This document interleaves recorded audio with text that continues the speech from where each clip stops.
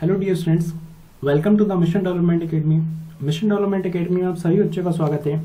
और जैसा कि आप सभी जानते हैं कि हमारा टारगेट बैच ऑलरेडी चल रहा है, जिसके अंदर वो सभी बच्चे प्रिपरेशन कर रहे हैं जो कि तैयारी करना चाहते हैं सैनिक स्कूल की, मिलिट्री स्कूल की या भी किसी भी प्रकार के स्कॉलरशिप टेस्ट की। जैसे कि आप जानते हैं कि हमारा साइंस का जो चैप्टर नंबर 4 चल रहा है जो कि reproduction in plants and animal, जिसके अंदर हम पहले ही एक वीडियो लेक्चर ले चुके हैं जिसके अंदर हमने प्लांट्स के बारे में समझा था। और आज का जो लेक्चर होने वाला है ह्यूमन ऑर्गन सिस्टम के बारे में होने वाला है, क्योंकि reproduction in plants and animal को समझने से पहले हमें प्लांट्स और एनिमल्स के बारे में समझना बहुत ही जरूरी है। ठीक है, आज का जो लेक्चर है ह्यूमन ऑर्गन सिस्टम के बारे में है। तो जैसा कि आप जानते हैं कि हम ऑलरेडी फॉसिल फ्यूल को कंप्लीट कर चुके हैं, प्रीवियस लेक्चर में कंबशन को भी कंप्लीट कर चुके हैं, सेल स्ट्रक्चर एंड फंक्शन को भी कंप्लीट कर चुके हैं, रिप्रोडक्शन हमारा चल रहा है जिसके अंदर हम एक लेक्चर कंप्लीट कर चुके हैं और आज हमारा रिप्रोडक्शन का सेकंड लेक्चर होने वाला है। आज के इस लेक्चर में हम पढ़ने वाले हैं ह्यूमन ऑर्गन सिस्टम के बारे में, जिसके अंदर हम आज सिर्फ चार ऑर्गन सिस्टम समझेंगे, जिसके अंदर पहले स्केलेटन आएगा, फिर मस्कुलर सिस्टम को समझेंगे, फिर नर्वस सिस्टम को समझेंगे और फिर सर्कुलेटरी सिस्टम को समझने वाले हैं। तो आज का ये लेक्चर सर्कुलेटरी सिस्टम तक रहेगा। इसके अलावा भी डाइजेस्टिव सिस्टम हो गया, रेस्पिरेटरी सिस्टम हो गया, एक्सक्रीटरी सिस्टम हो गया, ये हम नेक्स्ट वीडियो में समझेंगे, क्योंकि अगर ये सारे सिस्टम हमने इसी वीडियो में समझे तो ये वीडियो बहुत ज्यादा लेंथी हो जाएगा।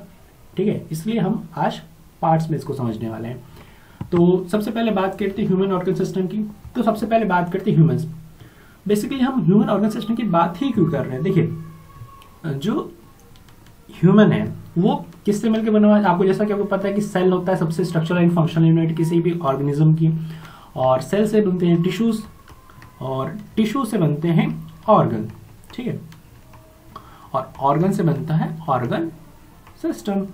तो ऑर्गन सिस्टम एक तरीके से क्या हो जाता है, बहुत ज्यादा कॉम्प्लेक्स हो जाता है। कॉम्प्लेक्स क्यों हो जाता है?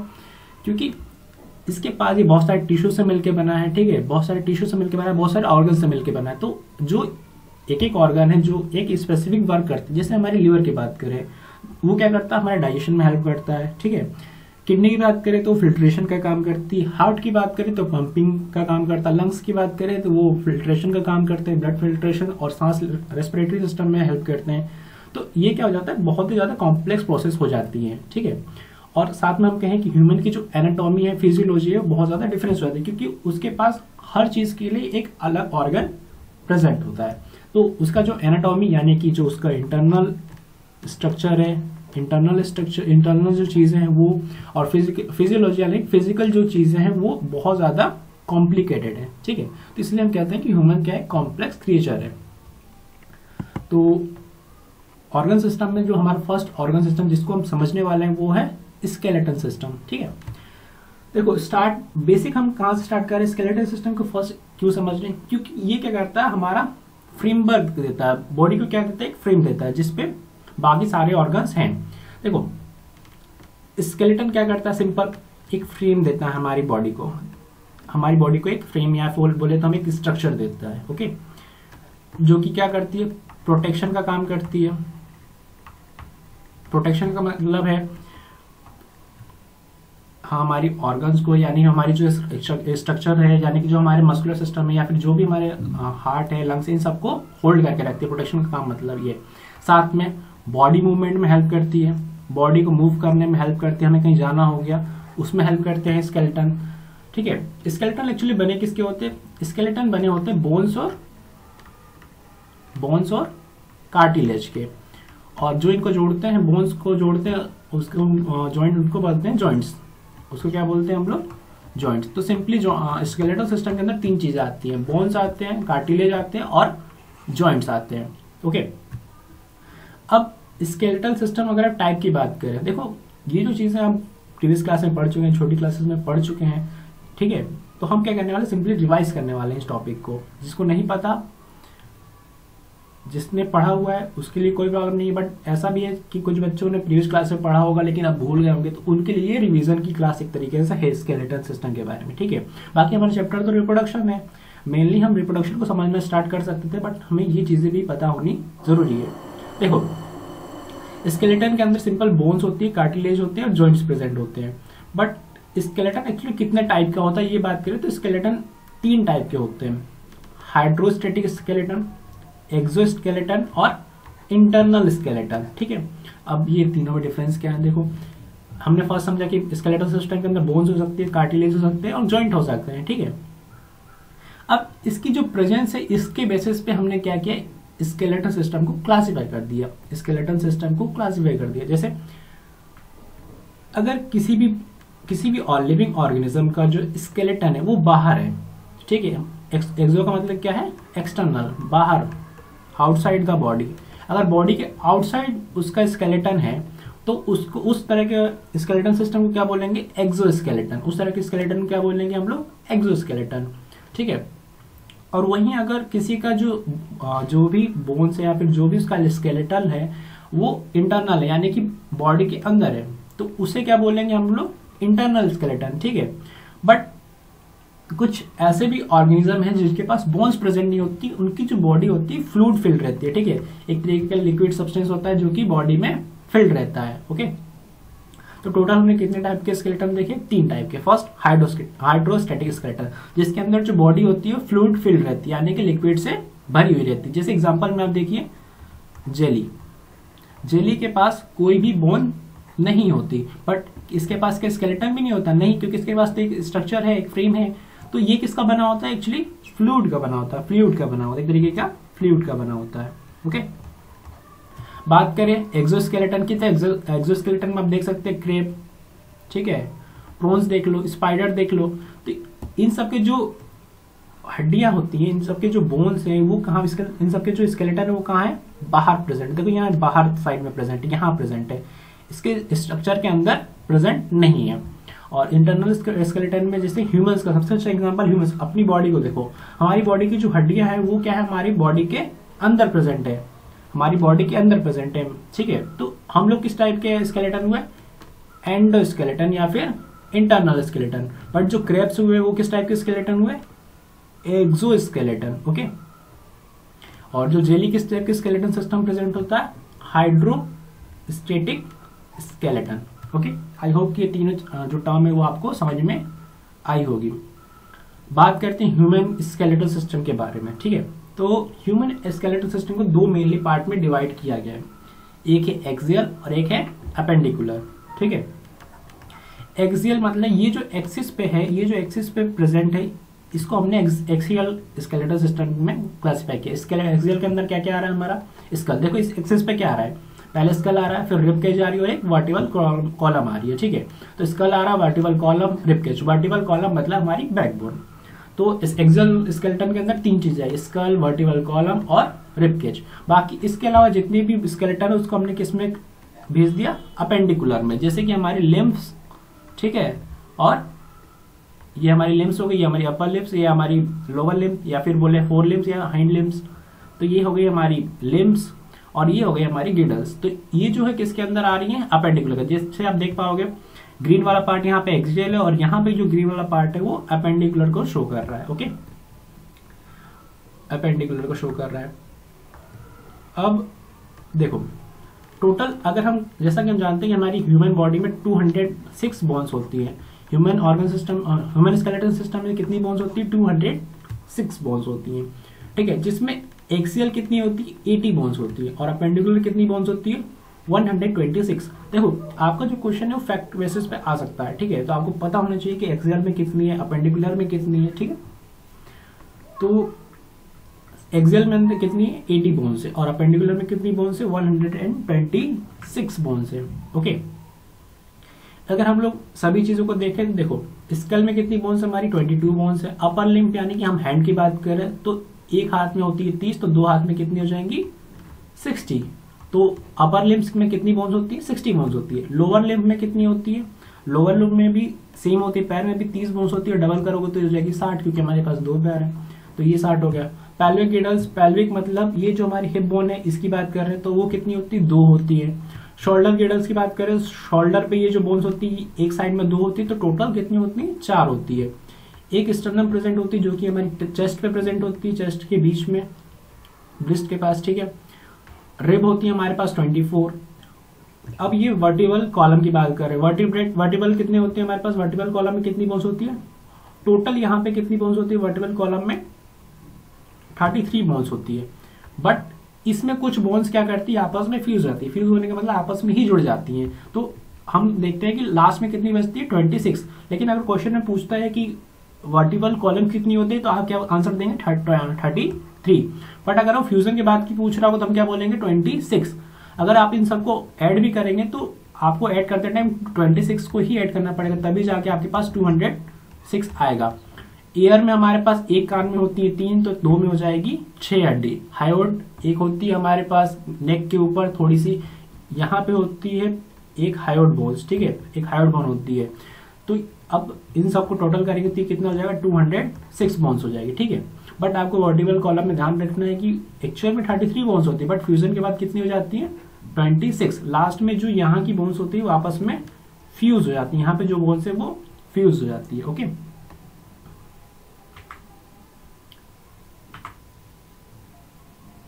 तो स्केल के अंदर 22 हो गई। स्केलेटन सिस्टम की बात करें तो स्केलेटन सिस्टम में अब बात करने वाले हैं लेग्स की, ओके। देखो यहाँ स्कल में हमने देख लिया कि 22 बोन्स होती हैं, ठीक है। स्कल में कितनी बोन्स होती हैं 22, जिसमें से फेशियल होती है हमारे पास 14, मतलब फेस वाली जो बोन होती है वो होती है 14। और इसके अलावा जो हमारा क्रेनियल होता है यानी जो सर का पार्ट होता है वो होती है हमारे पास 8 बोन्स, ओके। तो टोटल हो जाती है 22। अपर लिप लोअर लिप को समझने वाला, पैल्विक गिडल्स 2 होते हैं, शोल्डर बोन 4 होता है, अभी आगे नेक्स्ट स्टेप में समझेंगे। देखो फेशियल में ये कितनी हो रही 14 और क्रेनियल कितनी हो रही 8, टोटल कर होते कितनी हो गई 22। अगर हमसे क्वेश्चन पूछा जाता है कि हमारे स्कल में कितनी बोन्स होती है तो हम क्या बोलेंगे 22 बोन्स होती है। अगर वही हमसे पूछते हैं कि हेड में कितनी बोन होती है हमारे पास, हेड में कितनी बोन होती है, तो हेड एक्चुअल में किससे मिलकर बना है, स्कल प्लस ईयर से, ठीक है। ये कान में भी हड्डी होती है, स्कल में भी हड्डी होती है। तो स्कल में 22 होती है, कान में होती है 6, और इसके अलावा नेक के नीचे प्रेजेंट होती है हायोड बोन, जो कि यहाँ पे देखो यहाँ लिखी हुई हायोड बोन। ये वाली बोन को ज्वाइन प्लस का 1 कर लोगे तो ये टोटल हो जाएगी कितनी 29। तो हेड में कितनी बोन होती है टोटल 29 बोन होती है, बट स्कल में कितनी होती है 22 होती है, ओके। आई होप कि कोई डाउट नहीं हुआ होगा। बात करते हैं हैंड्स की और लेग्स की। देखो अपर लिम्फ में हमें पता है कि टोटल कितनी बोन्स है, अपर लिम्फ में है 60 बोन्स, ठीक है। तो एक हाथ में कितनी हो जाएंगी 30। देखो अब 30 किस तरीके से है, फर्स्ट ये देखो हाथ में, देखो ये सबसे बड़ी वाली हड्डी जो है यहाँ पे ये ह्यूमेरस, ठीक है। जो हमारे हाथ में ऊपर वाली हड्डी है उसको हम ह्यूमेरस बोलते हैं। एक ह्यूमेरस है हमारे पास, ओके। एक क्या है हमारे पास ह्यूमेरस, ओके। इसके अलावा 2 हड्डी है हमारे पास नीचे, अगर हम एल्बो के नीचे आते हैं तो यहाँ पे 2 हड्डी है, रेडियस और अल्ना, 1 और 2। अब यहाँ पे देखोगे तो हैंड के पास कितनी बोन्स है, यहाँ देखो कार्पल्स प्रेजेंट है। ये छोटे छोटे जहाँ पे हम सर्कुलर मूवमेंट कर पाते हैं यहाँ पे कौन सी बोन्स प्रेजेंट है, कार्पल्स। कार्पल्स कितनी होती है 8 होती है। फिर उसके आगे जाओगे तो देखोगे तो मेटाकार्पल्स प्रेजेंट है। तो मेटाकार्पल्स कितने 5 उंगली के लिए 5 मेटाकार्पल्स, ओके। अब ये फ्लेंजेस, अब जो हमारी फिंगर्स में जो हड्डियां हैं वो उनको हम क्या बोलते हैं फ्लेंजेस बोलते हैं। अब जैसे आप अपने हाथ को उठाएंगे और आप देखेंगे कि आपके हाथ कितनी जगह से फोल्ड हो पा रहा है, तो आप देखेंगे 2 जगह से फोल्ड हो पा रहा है। टोटल कितनी बोन है 1 2 3 बोन है, ठीक है। तो एक फिंगर में कितनी बोन हो गई, एक फिंगर में कितनी होगी, एक फिंगर में हो गई हमारी 3 बोन। तो 5 फिंगर्स में हमारे पास कितनी बोन्स हो जाएगी, 5 फिंगर्स में हमारे पास कितनी बोन्स हो जाएंगी, वो हो जाएगी 3 × 5 यानी कि 15 फ्लेंजेस हो जाएगी। बट एक्चुअली आप देखोगे आपके अंगूठा में सिर्फ 2 ही हड्डियां हैं, इसलिए हम इसमें क्या करेंगे एक माइनस कर देंगे। तो टोटल हमारे पास फ्लेंजेस कितनी हो गई, टोटल फ्लेंजेस हो गई 14, ठीक है। फ्लेंजेस कितनी है 14, कार्पल्स 8 है हमारे पास, मेटाकार्पल्स 5 है, फ्लेंजेस हो जाएगी हमारे पास 14। टोटल प्लस करोगे तो ये हो जाएगी 30, और 2 हाथ का प्लस करोगे 2 हैंड का तो हो जाएगी 60, ओके। तो अपर आर्म में कितनी है हमारे पास टोटल, अपर आर्म में कितनी, अपर लिम्फ में हमारे पास कितनी बोन्स है 60 बोन्स है, ठीक है। गिडल्स में देखो ये शोल्डर गिडल्स है, यहाँ पे क्या प्रेजेंट है, यहाँ पे प्रेजेंट है हमारा क्लेविकल। ये जो हमारी हड्डी है ऊपर वाली, ये वाली जो हड्डी है इसे हम बोलते हैं क्लेविकल। और ये जो हमारा पीछे ट्रायंगुलर शेप, जो थोड़ा सा ट्रायंगुलर शेप का ये जो है इसे हम बोलते हैं स्कैपुला, ओके। इसे क्या बोल रहे हैं हम लोग स्कैपुला। तो ये होती है हमारी एक एक, तो टोटल कितनी हो जाएंगी, एक साइड में एक दो है तो दूसरी साइड में कितनी हो जाएंगी, टोटल 4। तो अपर लिम्ब की बात करें प्लस गिडल्स की बात करें तो टोटल कितना हो जा रहा है 62। अगर आप इसको अभी काउंट नहीं करते, अलग से भी काउंट करना चाहे तो कोई दिक्कत नहीं है। चलिए अभी तो ये हो गया हमारे पास, ओके। अब देखते हैं, ये हो गया हमारे पास अपर लिम्ब। अब लोअर लिम्ब की बात करें यानी कि लेग्स की बात कर लेते हैं। तो देखो लेग में हमारे पास क्या है, फीमर प्रेजेंट है, ठीक है। लेग में क्या हमारे पास, फीमर प्रेजेंट है। फीमर यानी कि ये जो थाई वाली हड्डी है इसे हम क्या बोल रहे हैं, फीमर बोल रहे हैं, ठीक है। फिर हम घुटने के नीचे जाएंगे तो वहां पे 2 हड्डियां प्रेजेंट है, टिबिया एंड फेबुला, ठीक है। फीमर हमारे पास एक प्रेजेंट है, फिर उसके नीचे जाओगे तो टिबिया एंड फेबुला प्रेजेंट है। अब जैसे हमारे पास हाथ में कार्पल्स थे वैसे ही हमारे पास पैर में क्या प्रेजेंट है, टार्सल प्रेजेंट है, ठीक है। बट यहाँ पे कार्पल्स कितने देखोगे तो यहाँ पे कार्पल्स 8 है, बट यहाँ पे टार्सल कितने हैं, यहाँ टार्सल है 7, ओके। मेटाटार्सल सेम रहेंगे, 5 रहेंगे जैसे यहाँ मेटाकार्पल्स थे, और फ्लेंजेस यहाँ पे सेम 14 ही रहेंगे, छोटी छोटी बोन्स होती हैं 14 हो जाएगी, ओके। अब ये चीजें तो क्लियर हो गई, ठीक है। तो अब प्लस करते हैं, तो femur 1, tibia 1, fibula 1, metatarsal 7, metatarsal 5, sorry tarsal 7, metatarsal 5 और फ्लेंजेस 14। इसको प्लस करोगे तो ये हो जाएगी 29। बट मैंने तो कहा था कि लोअर लिम्ब में भी 30 होती है, तो 30 किसको जोड़ के होती है, ये हमारी जो घुटने का नी कैप होता है उसको हम पटेला बोलते हैं, ओके। उसे क्या बोलते हैं, पटेला। नी को क्या बोलते हैं, पटेला। नी पे जो बोन्स होते हैं उसको पटेला बोलते हैं। तो 29 + 1 कितना हो जाएगा, 29 + 1 हो जाएगा 30, और टोटल कितना हो जाएगा 60। टोटल कितना हो जाएगा 60, और यहाँ टोटल कितना हो जाएगा 60, ओके। तो जैसा कि हमने देखा कि अपर लिम्ब यानी कि हैंड्स में, एक हैंड में 30 है तो 2 हैंड में हो गई हमारे पास 60। लोअर लिम्ब यानी कि हम लेग्स की बात कर रहे हैं, तो लेग्स में कितनी, एक लेग में 30 और डबल करेंगे तो कितनी हो जाएगी, ये हो जाएगी 60। तो टोटल कितना होगा 60 + 60 हो गया। अब गिडल्स की बात करें, लिम्ब की बात हो गई, तो शोल्डर के पास कितनी बोन्स थी, शोल्डर के पास थी एक क्लेविकल एक स्केपुला, और 2 साइड की टोटल कितनी हो जाएगी 2 × 2, ये हो गई 4। और लोअर लिम्ब में हमारे पास पेल्विक बोन थी यानी कि हिप बोन, तो हमारे पास हिप बोन कितनी होती है, 2 होती हैं, ठीक है। तो इसको प्लस करोगे तो ये हो जाएगा 62, और इसको प्लस करोगे तो ये हो जाएगा 64, और 64 + 62 करोगे तो ये कितना हो जाएगा, ये हो जाएगा 126। तो हमारे पास अपेंडिकुलर कितनी बोन्स है हमारे पास, ये हो गई हमारी अपेंडिकुलर स्केलेटन, जिसके अंदर कितनी बोन्स प्रेजेंट है 126। आई होप कि ये आपको समझ में आ गया होगा कि अपेंडिकुलर के अंदर कैसे 126 बोन्स होती है, ओके। कोई डाउट, मेरे हिसाब से तो नहीं होगा, अगर कोई डाउट है तो फिर भी आप कमेंट कर सकते हैं, ओके। अब बात करते हैं हमारे वर्टिबल कॉलम की बात करते हैं, ओके।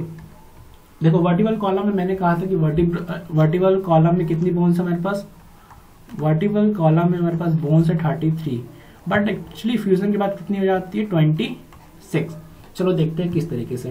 देखो यहाँ छोटी छोटी सी बोन्स प्रेजेंट है, ये एक्चुअली सबसे पहले समझो कि वर्टिबल कॉलम होती क्या है। वर्टिबल कॉलम वो होती है जो कि हमारे ये हेड से स्टार्ट होती है और हमारे हिप बोन तक जाती है। ये जो बैक बोन होती है हमारे पीठ पे, उसे ही हम वर्टिबल कॉलम बोल रहे होते हैं, ठीक है। जिसके अंदर कितनी हड्डी है 33 हड्डी है, ठीक है। जैसे कैसे, सर्विकल की 7, थोरेसिक की 12, लम्फर की 5, स्कैनम की 5 और कोरेक्स की 4। अगर आप इसको प्लस करोगे 7 + 12 + 5 + 5 और 4, जब इसको टोटल करोगे तो ये हो जाएगा total 33 bones, total 33 bones. But actually में आप देखोगे तो यहाँ पे ये है सैक्रम और ये कोरेक्स। एक्चुअली में ये कितनी हड्डियों से मिलकर बना है, 5 हड्डियों से। और कोरेक्स कितनी हड्डियों से मिलकर बनती है, कोरेक्स की जो 4 हड्डियां होती है वो आपस में फ्यूज जाती है। तो टोटल देखेंगे तो ये इसको एक ही काउंट करते हैं। अगर अब आप इसको काउंट करोगे तो ये हो जाएगी 7 + 12, ये हम फ्यूजन के बाद की काउंट कर रहे हैं, ध्यान रखिएगा ये फ्यूजन की बात की, मतलब फ्यूज हो चुकी है बोन्स, आपस में जुड़ चुकी है। तो ये हो गई 5 + 1 + 1।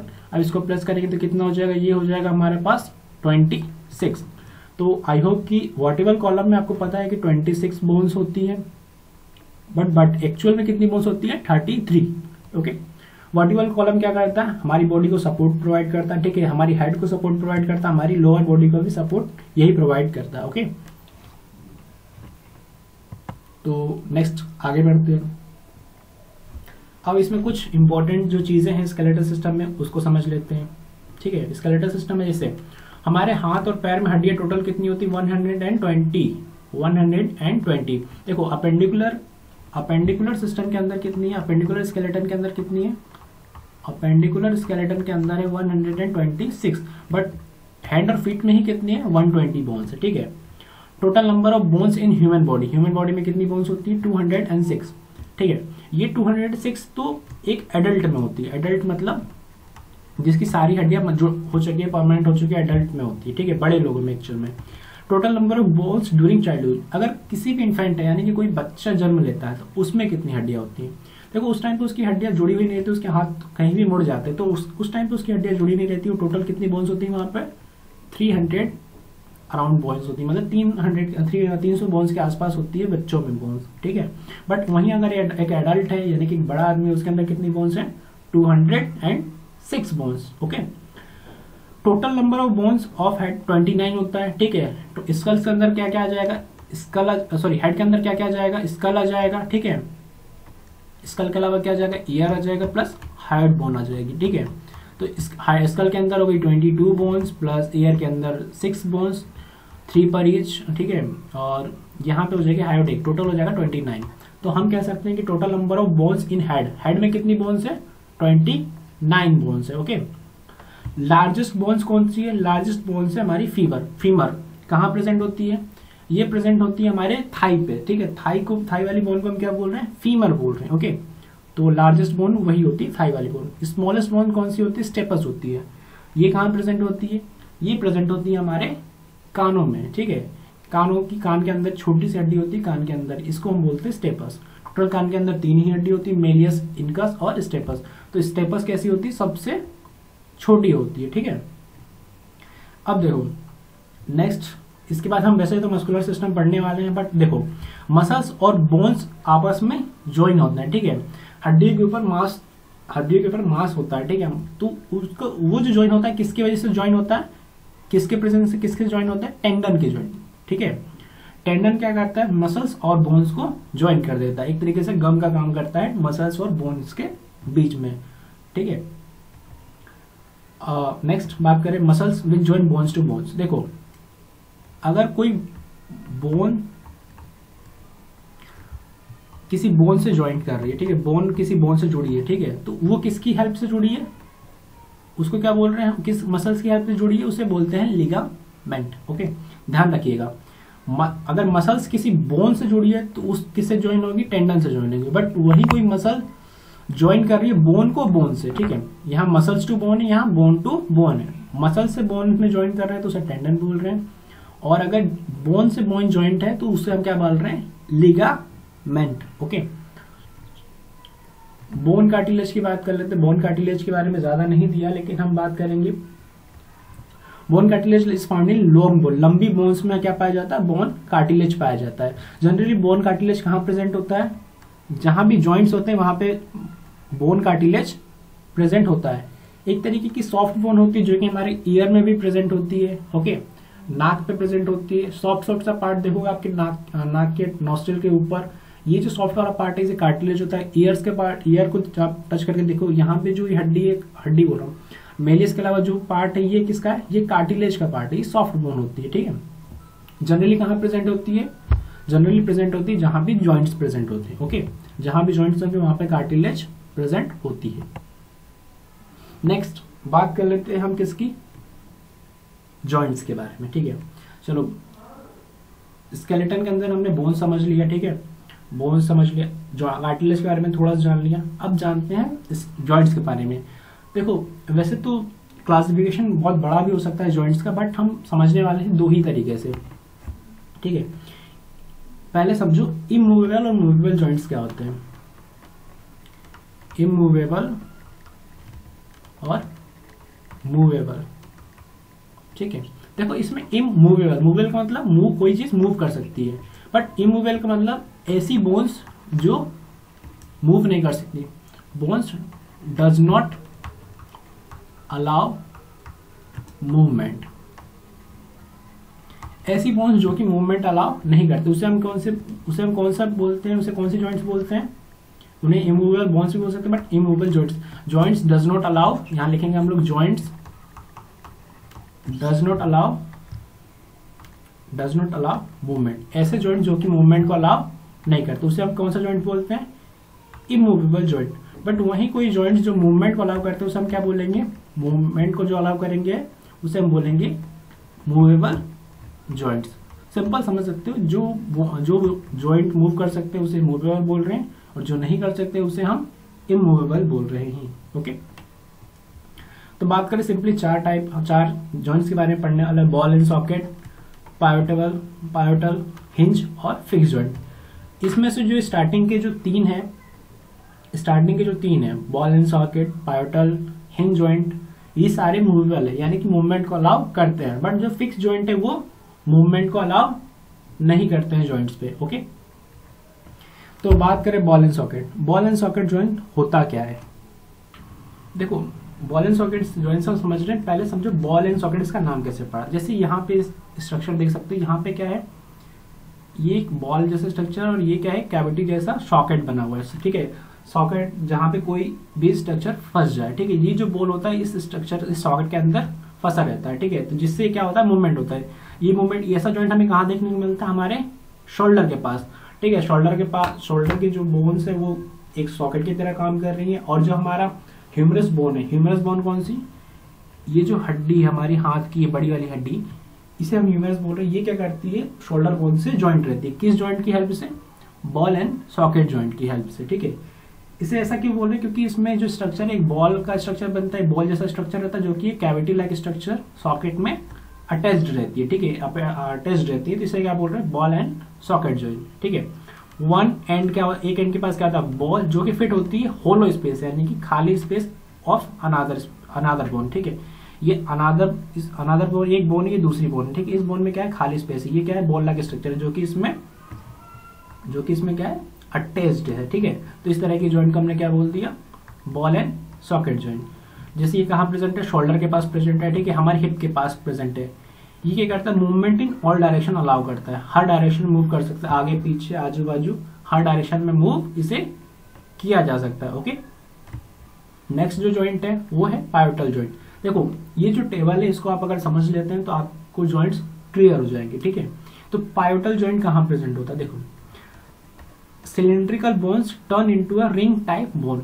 ठीक है, जैसे हमारी गर्दन देखो। ओके, हमारी गर्दन से हेड जुड़ा हुआ है, नेक से हमारा क्या जुड़ा है? हेड जुड़ा हुआ है। ठीक है, तो वहां पे क्या होता है? एक तरीके का मूवमेंट होता है। कैसा मूवमेंट? Circular movement. ठीक है, सर्कुलर मूवमेंट। तो पायोटल जॉइंट कहाँ प्रेजेंट होता है? नेक जो होता है हेड से ज्वाइंट होता है। ठीक है, ये जो नेक पे पास ये जो हेड जॉइंट है, ये क्या करता है? सर्कुलर मूवमेंट करता है। ठीक है, एक सिंपल पायोटल जॉइंट होता क्या है? देखो, एक सिलिंड्रिकल बॉल होती है, सिलेंडर टाइप जो बोन होती है, जिसपे एक रिंग टाइप स्ट्रक्चर मूव करता है। ठीक है, cylindrical bones turn into a ring type bone. ये जो सिलिंड्रिकल बॉल है ये क्या करती है? रिंग टाइप मूवमेंट करती है, जैसा कि हमारा मूवमेंट हमारे नेक में प्रेजेंट होता है, नेक और हेड में। ठीक है, ये कैसा मूवमेंट अलाउ करती है? फॉरवर्ड, बैकवर्ड, राइट और लेफ्ट। ठीक है, नेक जो ज्वाइंट होते हैं वहां पे ये प्रेजेंट होता है। ठीक है, यहाँ पे थोड़ी मिस्टेक है, ये फोर आर्म के पास प्रेजेंट नहीं होता। ठीक है, एल्बो पे प्रेजेंट नहीं होता। एल्बो में कौन सा जॉइंट प्रेजेंट होता है? हिंज जॉइंट प्रेजेंट होता है, तो यहाँ पे मिस्टेक है। बाकी जो पायोटल जॉइंट है वो कहाँ प्रेजेंट है? नेक और हेड के बीच में, जिसमें क्या होता है? ये नेक है। ठीक है, जिसपे ये जो है सर्कुलर बेस मूव करता है। ये सर्कुलर बेस क्या करता है? मूव करता है, या तो ये फॉरवर्ड मूव कर सकता है, बैकवर्ड मूव कर सकता है, राइट और लेफ्ट मूव कर सकता है। ठीक है, नेक्स्ट जो जॉइंट है हिंज जॉइंट है। देखो, हिंज से समझे तो सबसे पहले हमें किसकी याद आती है? दरवाजे की। दरवाजे जो रहते हैं किसकी हेल्प से जुड़े रहते हैं? हिंज के जोड़ से, मतलब जो किस चीज से पकड़ के रहते हैं? हिंज से।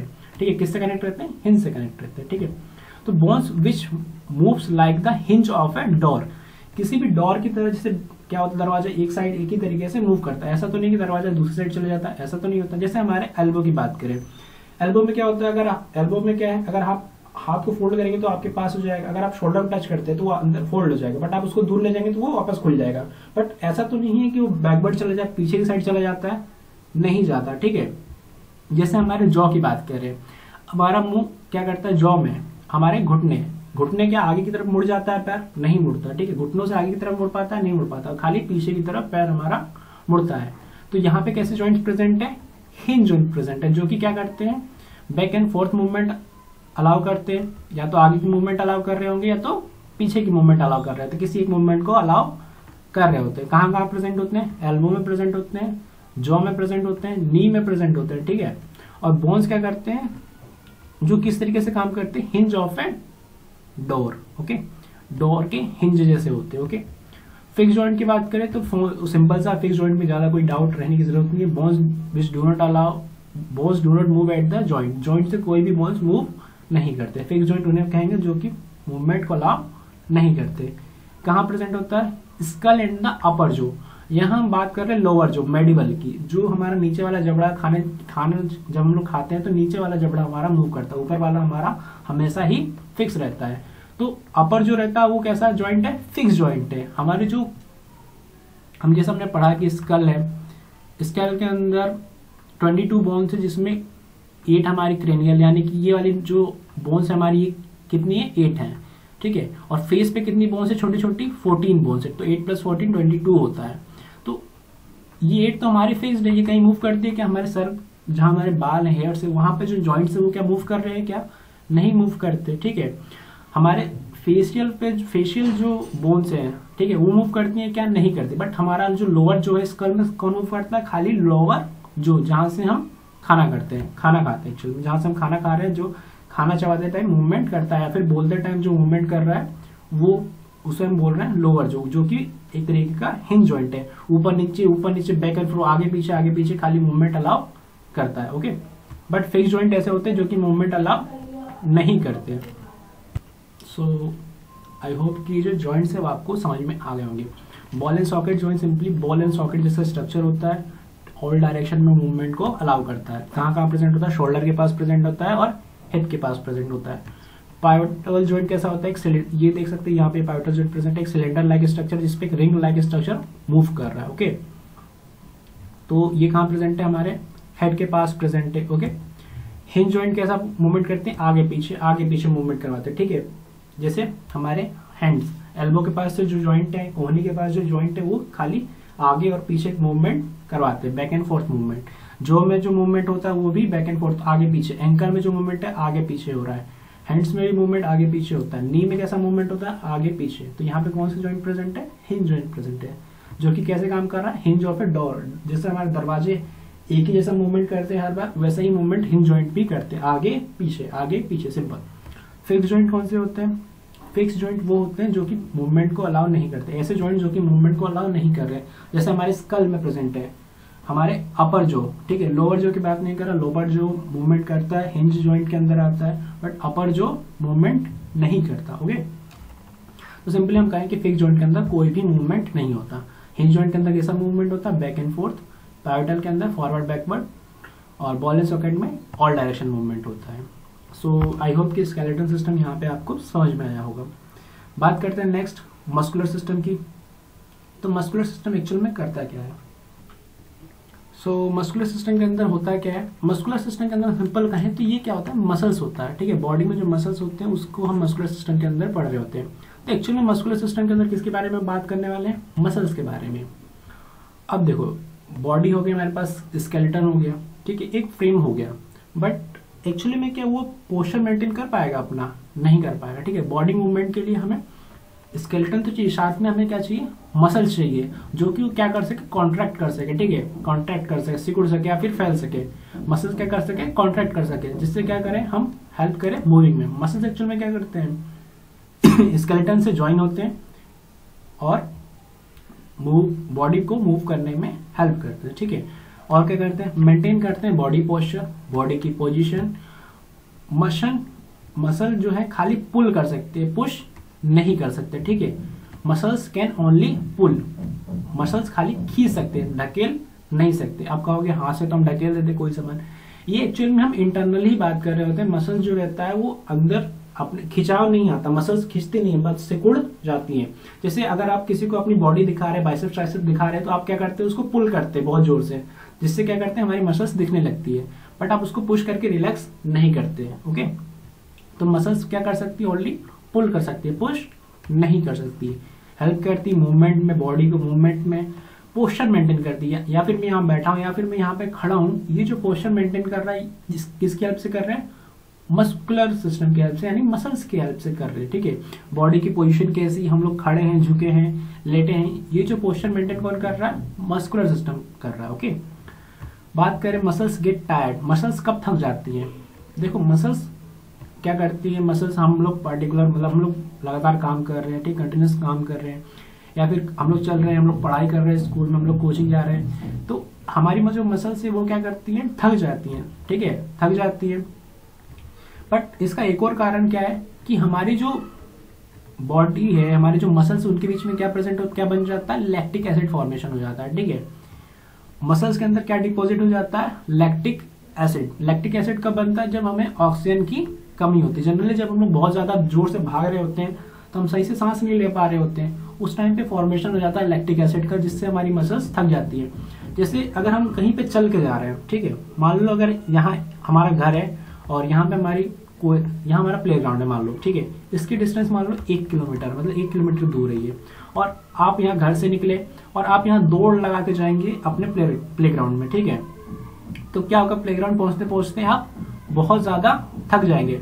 वहीं आप अगर रनिंग ना करके चल के जा रहे हैं, ठीक है, वॉक करके जा रहे हैं, ठीक है, वॉक करके जाएंगे तो क्या होगा, आप प्लेग्राउंड तक पहुंच जाएंगे, बट आप थकेंगे नहीं एज कम्पेयर टू रनिंग, क्योंकि दौड़ के जाने पे क्या होगा, आप बहुत जोर से सांस लेंगे, जिससे क्या होगा, ऑक्सीजन की कमी हो जाएगी बॉडी के अंदर, तो लैक्टिक एसिड का फॉर्मेशन हो जाएगा, जिससे क्या होगा, हमारी बॉडी थक जाएगी। ठीक है, तो इसलिए हमें प्रॉपर सांस की जरूरत होती है।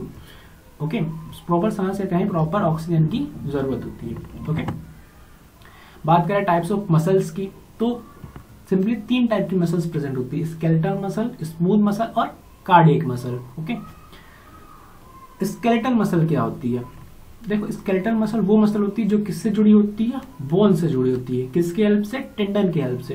बोन से जो मसल जुड़ी होती है किसकी हेल्प से जुड़ी होती है, टेंडन की हेल्प से। ठीक है, तो ऐसी मसल जो किससे अटैच्ड, डायरेक्टली बोन से अटैच्ड है, उसे क्या बोल रहे हैं हम लोग, स्केलेटल मसल। ठीक है, ये कैसी होती है, वॉलेंट्री मसल होती है। वॉलेंट्री मतलब ये हमारी इच्छा से मूव करते हैं, जैसे हमारी मसल्स ऑफ आर्म, ठीक है, हमारे हाथ की जो मसल्स है हमारे कंट्रोल में, ठीक है, हमारे कंट्रोल में मूव कर रही है। हम अगर हमसे चाहे तो इसे पास ला सकते हैं, हाथ को दूर ले जा सकते हैं, मसल को हम कॉन्ट्रैक्ट कर पा रहे हैं आसानी से, ठीक है, रिलैक्स भी कर पा रहे हैं। तो ये किसके वजह से हो रहा है, हमारे माइंड कंट्रोल से हो रहा है, नहीं कि हमारी इच्छा से हो रहा है, हमारी विल से हो रहा है। ऐसा तो नहीं कि अपने आप हो रहा है, ऐसा नहीं होता। तो ऐसी प्रोसेस जो उसको हम कंट्रोल कर सकते हैं, ऐसी चीजें जिससे हम कंट्रोल कर सकते हैं, उसे क्या बोलते हैं हम लोग, वॉलेंट्री। ठीक है, और जिससे हम कंट्रोल नहीं कर सकते उसे क्या बोलेंगे, इनवॉलेंट्री। तो दोनों वर्ड का मतलब आपको समझ में आया होगा। तो वॉलेंट्री मसल्स होती है स्केलेटल मसल, जिसे हम कंट्रोल कर सकते हैं, जैसे हमारे मसल, हाथ की मसल, पैर की मसल्स। ठीक है, तो ये सब कैसी है, स्केलेटल मसल है। हमारी जो फोर ब्रेन होता है, यानी जो हमारा माथा है, यहाँ पे हम हमारे माथे में जो ये यहाँ पे जो मसल्स हैं, ठीक है, इसे क्या कर सकते हैं, सिकुड़ सकते हैं, कॉन्ट्रैक्ट कर सकते हैं। ठीक है, तो ये किस टाइप की मसल हो गई, स्केलेटल मसल हो गई। ठीक है, हम लोग जो आंख के आईब्रो, आंख में जो मसल्स प्रेजेंट है, ठीक है, वो क्या कर सकते हैं, क्लोज कर सकते हैं, बंद कर सकते हैं, तो वो हमारी इच्छा से हो सकता है। ओके, तो ये सब कैसी मसल्स हो गई, वॉलेंट्री मसल हो गई, जो किससे कंट्रोल हो रही है, हमारे इच्छा से, जिसे हम कंट्रोल हमारी इच्छा से कर रहे हैं। बट जो आंख है, जब हम उसे क्लोज करते हैं तो कभी कभी ऑटोमेटिक क्लोज होती रहती है, तो एक तरीके से इनवॉलेंट्री भी फंक्शन कर रही होती है। बट एक्चुअली में वॉलेंट्री मसल उन्हीं को कहेंगे जो कि पूरी तरीके से हमारे कंट्रोल में, जैसे कि हमारे हाथ की मसल, पैर की मसल। सिंपल। स्मूथ मसल क्या होती है, सेकंड बात करें, देखो ये पाई जाती है डाइजेस्टिव ट्रैक्ट, यानी कि हमारे इंटेस्टाइन के अंदर। ठीक है, यूरिनरी ब्लैडर, ठीक है, जहाँ पे यूरिन स्टोर होता है, आर्टरीज हमारी नसों में पाया जाता है, और इंटरनल ऑर्गन। तो जो हमारे इंटरनल ऑर्गन है वो किसके बने होते हैं, स्मूथ मसल के बने होते हैं। ठीक है, स्मूथ मसल के बने होते हैं, और स्मूथ मसल हमारे कंट्रोल में नहीं होती। ये कैसी होती, इनवॉलेंट्री होती है। ठीक है, इनवॉलेंट्री होती है, हमारी इच्छा के हिसाब से नहीं चलती। जैसे मान लो हमारे इंटेस्टाइन है, ठीक है, इंटेस्टाइन, या फिर हम बात करें लिवर की बात करें, वो किस मसल से मिलकर बनी होगी, स्मूथ मसल से मिलकर बनी होगी। अब जो लिवर है वो गैस्ट्रिक जूस रिलीज करता है, ठीक है, गैस्ट्रिक जूस रिलीज करता है, बाइल जूस रिलीज करता है। अब जो वो, या फिर हम बात करें स्टमक की है, तो स्टमक में भी कैसी मसल्स प्रेजेंट है, स्मूथ मसल प्रेजेंट है। तो ये जो मूवमेंट, ये जो कंट्रोल है, क्या हम हमारी स्टमक को सिकोड़ सकते हैं या कॉन्ट्रैक्ट करके छोटा कर सकते हैं? नहीं कर सकते। क्या हम उसको कुछ कर सकते हैं हमारी इच्छा के हिसाब से? नहीं। अगर हमारी स्टमक इस तरीके से प्रेजेंट है, स्टमक इस तरीके से प्रेजेंट है, तो इसको हम कुछ भी नहीं कर सकते। ये मसल्स हमारे कंट्रोल में नहीं है। वहीं बात करें इंटेस्टाइन की, इंटेस्टाइन प्रेजेंट होता है, तो वो क्या हमारे कंट्रोल में है? हमारे कंट्रोल में नहीं है। तो वो कैसी मसल है? इनवॉलेंट्री मसल है, ठीक है। जैसे कि यूरिनरी ब्लैडर या डाइजेस्टिव ट्रैक्ट। तो स्मूथ मसल क्या कैसी मसल्स होती है? जो कि हमारे कंट्रोल में नहीं प्रेजेंट होती है। हमारे इंटरनल ऑर्गन्स उसी से मिलकर बने होते हैं। कहाँ प्रेजेंट होती है? डाइजेस्टिव ट्रैक्ट में प्रेजेंट होती है, यूरिनरी ब्लैडर, आर्टरी और इंटरनल ऑर्गन में प्रेजेंट होती है। या सिंपल मैं कहूँ कि ऐसी मसल जो कि इनवॉलेंट्री होती हैं, उसे हम क्या बोल देते हैं? Smooth muscle. और जो मसल्स वॉलेंट्री होती है उसे क्या बोल देते हैं हम? Skeletal muscle. ओके, तो ऐसी मसल जो कि डायरेक्टली बोन से अटैच होती है उसे स्केलेटल बोलते हैं। जैसे हमारे माथे पे, हमारे हाथ में जो मसल्स है वो हमारी बोन से अटैच्ड है, तो इस टाइप की मसल्स को क्या बोल रहे हैं हम? स्केलेटल। बट वही जो मसल्स हमारी कंट्रोल में नहीं है उसे क्या बोल दिया हमने? Smooth muscle. अब इसके अलावा एक स्पेशल टाइप की मसल्स होती है जो कि होती है कार्डियक मसल। सिंपली कहाँ प्रेजेंट होती है? कार्डियक का मतलब हम जहां भी कार्डियक लिखा हो समझ लेना कि हम बात कर रहे हैं किसकी? हार्ट की बात कर रहे हैं, हार्ट की बात कर रहे हैं। तो जो वॉल होती है हार्ट की, वो किससे बनी होती है? कार्डियक मसल की होती है। अब देखा जाए तो कार्डियक मसल भी कैसी होती है? इनवॉलेंट्री इन नेचर होती है। कैसी होती है? इनवॉलेंट्री इन नेचर होती है। यानी कि जो हार्ट है वो हमारे कंट्रोल में नहीं रहता। ध्यान से, कहीं देखा है कि आप सोच रहे हैं कि मैं हार्ट अब काम करना बंद कर दिया, आपने सोचा और हार्ट ने काम करना बंद कर दिया? नहीं होता ऐसा। और ऐसा तो है नहीं कि आप चाहते हैं कि हार्ट, अगर आपकी इच्छा है कि आपका हार्ट चले, तो ऐसा तो आपकी इच्छा के हिसाब से नहीं चलता। तो कार्डियक मसल की जो वॉल होती है किससे बनी होती है? सॉरी, वो हार्ट की जो वॉल होती है किससे बनी होती है? कार्डियक मसल, जो कि इनवॉलेंट्री एक्शन होती है। तो फिर हम इसे स्मूथ मसल क्यों नहीं बोल रहे हैं? डाउट आएगा आपको। जैसे वॉलेंट्री को हमने स्केलेटल बोल दिया, इनवॉलेंट्री को हमने स्मूथ बोल दिया, बट कार्डियक मसल भी तो इनवॉलेंट्री होती है, तो उसे हम लोग स्मूथ के अंदर क्यों नहीं बोल रहे? देखो, कार्डियक मसल का जो स्पेशल फंक्शन होता है वो होता है रिदमिक कॉन्ट्रैक्शन। रिदमिक कॉन्ट्रैक्शन मतलब हमारा हार्ट बार बार सिकुड़ता है फिर फूलता है, सिस्टोल डायस्टोल। देखो, हार्ट हमारा कैसे पंप करता है? सिकुड़ता है और वापस रिलैक्स होता है, सिकुड़ता है फिर रिलैक्स होता है, सिकुड़ता है फिर रिलैक्स होता है, जिससे क्या होती है? हमारी पल्स चलती है, यानी कि हमारी हार्ट बीट चलती है। तो इस टाइप की मसल्स जो कि रिदमिक कॉन्ट्रैक्शन करे, एक रिदम में कॉन्ट्रैक्ट करे और फिर रिलैक्स करे, ऐसी मसल जो कि एक रिदमिक कॉन्ट्रैक्शन करे और इनवॉलेंट्री इन नेचर हो, उसे क्या बोलते हैं? Cardiac muscle. जनरली कहाँ प्रेजेंट है? हार्ट में प्रेजेंट होती है। ओके, तो आई होप कि ये जो तीनों मसल्स थी डिफरेंस क्लियर हो गया होगा। स्केलेटल मसल, वॉलेंट्री मसल, जिससे हम हमारी इच्छा से कंट्रोल कर सकते हैं। सेकंड, स्मूथ मसल, जिसे हम हमारी इच्छा से कंट्रोल नहीं कर सकते। और कार्डियक मसल, उससे भी हम हमारी इच्छा से कंट्रोल नहीं करते, बट उसमें एक रिदमिक कॉन्ट्रैक्शन होता है। ओके, तो टोटल 3 टाइप की मसल्स थी। आई होप कि ये तीनों टाइप की मसल्स आपको क्लियर हो गया होगा, कोई डाउट नहीं रहा होगा। ओके, नेक्स्ट बात करते हैं, नेक्स्ट सिस्टम की बात करें, नर्वस सिस्टम।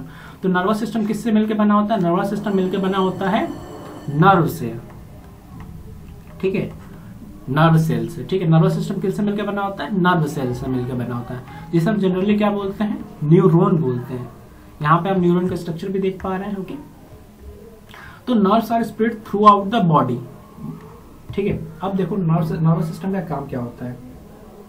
जैसे हमारी स्किन हो गई, हमने क्या किया? हमारी स्किन पे एक पिन को पिंच किया, फिर हमने पिंच किया, फिर हमने पिन चुका दी, तो क्या होगा? हमें पेन होगा। ठीक है, वो पेन क्या करता है? जहां भी अगर हमने हाथ में किया तो वहां से एक नर्व सिग्नल जनरेट होगा जो कि हमारे ब्रेन पे जाएगा। ठीक है, और ब्रेन हमें सिग्नल देगा, तो फिर हम क्या करेंगे? हमारे हाथ को पीछे हटाएंगे, पिन को दूर करेंगे। तो एक्चुअल में क्या हो रहा है? नर्व क्या कर रहे हैं? ये देखो पूरी बॉडी में प्रेजेंट होते क्या करते हैं? सिग्नल्स देते हैं। ठीक है, सिग्नल्स देते हैं एक्सटर्नल ऑर्गन को। जैसे मैंने सोचा कि मुझे ये हाथ उठाना है, तो सोचा तो दिमाग ने, बट हाथ उठाना है तो वहां पे कौन बताएगा उसको बताने जाएंगे नर्व। ठीक है, नर्व सेल के थ्रू जाएगा सिग्नल्स, तो ये हमारे हाथ उठेंगे। ठीक है, अगर हमारा पैर चलाना है तो हमने क्या किया? ब्रेन से सिग्नल भेजा कि पैर आगे मूव करना है, पैर को आगे मूव करना है, तो ये कौन बताएगा? ये किसके थ्रू जाएगा? ये नर्व्स के थ्रू जाएगा। कंट्रोल कौन कर रहा है? माइंड कंट्रोल कर रहा है। भेज किसके थ्रू रहा है, नर्व्स के थ्रू भेज रहा है। तो आई होप कि नर्व्स समझ में आ गई। नर्व्स क्या करती है, सिग्नल को लेके जाती है और वापस लेके आती है। ओके, सिग्नल को पहुंचाती है और सिग्नल को रिसीव करने का काम करती है। ओके, नर्व्स पूरी बॉडी में फैली होती है। बॉडी जो सिग्नल इमिट करती है उसको ब्रेन के पास ले जाती है और जो ब्रेन जो सिग्नल देता है उसको internal organ, sorry external organ के पास या इंटरनल ऑर्गन की बात करें, एक्सटर्नल मतलब बाहरी ऑर्गन के नहीं, ऑर्गन्स की बात कर रहे हैं। ओके, तो ये हो गया हमारा नर्व। एक्चुअली में नर्व हमारा सिंपल सिग्नलिंग का काम करता है, सिग्नलिंग का काम करता है। ओके, हमारी जो बॉडी पेन जो भी चीजें महसूस करती है, जो भी चीजें फील करती है, उसे हमें ब्रेन के पास भेज देती है और ब्रेन उसके रिस्पॉन्स में जो भी चीजें करना होता है उसे भेज देती है। सिंपल फॉर्म एक स्टिमुलस जनरेट होता है हमारे एक्सटर्नल बॉडी में, एक्सटर्नल एनवायरनमेंट में अगर कोई भी चेंजेस होता है उसे हम स्टिमुलस बोलते हैं। तो हमारे एक्सटर्नल एनवायरनमेंट में कोई भी चेंजेस हो रहा है उसको कौन सेंस कर लेगा, उसको सेंस कर लेंगे हमारे सेंस ऑर्गन। ठीक है, हमारे सेंस ऑर्गन जैसे हमारी आंख, नाक, कान, स्किन, ये क्या करेंगे, सेंस कर लेंगे। इससे क्या करेंगे, भेजेंगे किसके पास, ब्रेन के पास। किसके हेल्प से, नर्व की हेल्प से। नर्व की हेल्प से कहाँ जाएगा ये, ब्रेन के पास। ब्रेन क्या करेगा, वापस सिग्नल देगा जो कि नर्व के थ्रू आएगा। ठीक है, नर्व के थ्रू आएगा, फिर लास्ट में हम लोग क्या करेंगे, एक एक्शन करेंगे। ठीक है, लास्ट में क्या करेंगे, हम लोग एक्शन देंगे। एक्शन का, ठीक है, यहाँ अगर एक्शन हुआ तो यहाँ पे हम क्या करेंगे, रिएक्शन देंगे। ओके, एक्शन का रिएक्शन देते हैं। ओके, सिंपल समझ सकते हो, एक्शन का रिएक्शन किसके हेल्प से हो पा रहा है, ये नर्व की हेल्प से हो पा रहा है। ओके, किसकी हेल्प से हो पा रहा है, ये नर्व की हेल्प से हो पा रहा है। ठीक है, किस फॉर्म में जाते हैं सिग्नल्स, इलेक्ट्रिकल इंपल्स के फॉर्म में जाते हैं। ओके, बात करें नर्व सेल की स्ट्रक्चर की। देखो नर्व सेल के पास क्या होता है, ये नर्व सेल की स्ट्रक्चर है। नर्व सेल के पास ये मेन बॉडी होती है जिसे हम सेल बॉडी बोलते हैं। ओके, सेल बॉडी में क्या प्रेजेंट होता है, न्यूक्लियस प्रेजेंट होता है। ये देखो यहाँ जो पंख लाइक स्ट्रक्चर निकले हुए, ये छोटे छोटे से, ये बाहर जो निकले, इसे क्या बोलते हैं हम लोग, डेंड्राइट्स बोलते हैं। और ये जो बीच वाला मिडिल वाला पार्ट है इसको बोलते हैं हम लोग एक्सोन, और लास्ट में होता है एक्सोन टर्मिनल। ओके, सेल को काम करने के लिए उसके न्यूक्लियस की जरूरत होती है। सेल क्या करता है, सेल बॉडी में ये जो डेंड्राइट्स रहते हैं ये क्या करते हैं, सिग्नल को रिसीव करते हैं। मान लो यहाँ पे कोई दूसरा नर्व था, उसने सिग्नल को इमिट किया, तो ये क्या करेगा, उसे रिसीव कर लेगा। सिग्नल बाहर निकाला तो ये क्या करेगा, उसे रिसीव करेगा। रिसीव करने के बाद क्या करेगा, ये इसके सिग्नल्स इसके थ्रू जाएगा, एक्सोन के थ्रू जाते जाते कहाँ चल जाएगा, एक्सोन टर्मिनल पे। ठीक है, एक्सोन टर्मिनल से क्या हो जाएगा, बाहर सिग्नल इमिट कर देगा, दूसरे नर्व सेल को दे देगा। ओके, तो यहाँ से उसे सिग्नल मिला और फिर इसने यहाँ से दूसरे नर्व को सिग्नल पहुंचा दिया। ओके, तो इस तरीके से ये नर्व सेल काम करता है। सिंपल, यहाँ से सिग्नल को रिसीव करता है और सिग्नल को यहाँ से दूसरे नर्व सेल को दे देता है। ठीक है, या फिर मैं कहूँ तो मोटर ऑर्गन को दे देता है या फिर सेंसरी इनपुट को देता है। ओके, तो नर्व सेल के अंदर क्या प्रेजेंट होता है, निसल ग्रेन्यूल्स प्रेजेंट होता है। याद रखना, ये थोड़ा इंपॉर्टेंट है। नर्व सेल के अंदर क्या प्रेजेंट होता है, निसल ग्रेन्यूल्स प्रेजेंट होता है। निसल ग्रेन्यूल्स कहाँ प्रेजेंट होता है, नर्व सेल के अंदर, यहाँ प्रेजेंट होता है। ओके, फंक्शन की बात करें, nervous system simple sensory input करता है। सेंसरी इनपुट मतलब सेंस करेगा कोई भी चीज, जैसे हमने पेन को सेंस किया। ठीक है, स्किन ने हमारी क्या किया, पेन को सेंस किया। हमारी नोस्ट्रिल यानी हमारी नोज ने क्या किया, स्मेल को सेंस किया। हमारे कान ने किसको सेंस किया, वॉइस को चेंज मतलब साउंड को सेंस किया। ठीक है, हमारी स्किन ने सेंस किया। ठीक है, हमारी आंखों ने सेंस किया, नाक ने सेंस किया स्मेल को। तो ये सारे क्या है, सेंसरी इनपुट है। ये सेंसरी इनपुट क्या करते हैं, इंटीग्रेशन करते हैं नर्व सेल से किसके पास लेके जाते हैं, माइंड के पास ले जाते हैं, मतलब ब्रेन के पास लेके जाते हैं। सिंपली ब्रेन क्या करता है, वहां से सिग्नल जनरेट करता है जो कि मोटर आउटपुट होता है। मोटर आउटपुट मतलब एक रिएक्शन की तरह काम करता है। ठीक है, हमने सेंस किया। सिंपल, अगर एक एग्जांपल से मैं आपको ये चीज समझाना चाहूँ तो सिंपल आप समझो। जैसे क्या किया, आपने गर्म बर्तन को हाथ लगाया, एक बर्तन था जिसको गर्म था, जिसको आपने हाथ लगाया, तो क्या होगा, आपको तुरंत गर्माहट फील होगी। तो ऐसा लगेगा कि आपकी स्किन जल जाएगी। वो क्या करेगा, जो स्किन है वो गर्माहट का सिग्नल किसके पास भेज देगी, ब्रेन के पास। यानी कि ब्रेन को पता चल जाएगा कि वो चीज गर्म है। अब वो चीज गर्म है तो ब्रेन क्या करेगा, ब्रेन ने क्या किया, इंटीग्रेट कर लिया वापस नर्व सेल से, और इंटीग्रेट करने के बाद वापस हाथ के पास भेज दिया। तो हाथ को क्या करेगा, बोलेगा कि ब्रेन क्या बोल रहा है, तुम हाथ हटा लो क्योंकि वो चीजें गर्म है। तो मोटर आउटपुट, एक्चुअल में हमने जो हाथ हटाया वो मोटर आउटपुट था, जो हमने फील किया वो सेंसरी इनपुट था, और जो ये प्रोसेस हुई ब्रेन और नर्व सेल के बीच में जो इंटीग्रेशन हुआ जिसके थ्रू ये सिग्नल गया, इससे हम क्या बोल रहे हैं, सिंपल इंटीग्रेशन बोल रहे हैं। ठीक है, कनेक्शन बिटवीन नर्व सेल्स और ब्रेन या फिर स्पाइनल कॉर्ड। ओके, सिंपली देखो, सेंसरी इनपुट से कहाँ जाएगा सिग्नल, स्पाइनल कॉर्ड से कहाँ जाता है, ब्रेन के पास, ब्रेन से फिर वापस स्पाइनल कॉर्ड के थ्रू आता है नर्व सेल के पास, और फिर वहां से क्या होता है, मोटर आउटपुट निकलता है। ओके, अब देखो classification of nervous system. Nervous system के क्लासिफिकेशन में देखो सिंपल, नर्वस सिस्टम को दो पार्ट में क्लासिफाई किया है, एक सेंट्रल नर्वस सिस्टम में और एक पेरिफेरल नर्वस सिस्टम में। ठीक है, सेंट्रल नर्वस सिस्टम के अंदर दो पार्ट है, दो चीजें आती है, ब्रेन और spinal cord. But peripheral nervous system के अंदर उन्होंने दो और चीजें दी, एक ऑटोनॉमिक, एक सोमेटिक। ठीक है, सेंट्रल नर्वस सिस्टम के अंदर ब्रेन आ गया, स्पाइनल कॉर्ड आ गया, यानी कि ब्रेन और स्पाइनल कॉर्ड का जो भी फंक्शन है नर्वस सिस्टम के अंदर, उससे हम किसके अंदर पढ़ने वाले, सेंट्रल नर्वस सिस्टम के अंदर।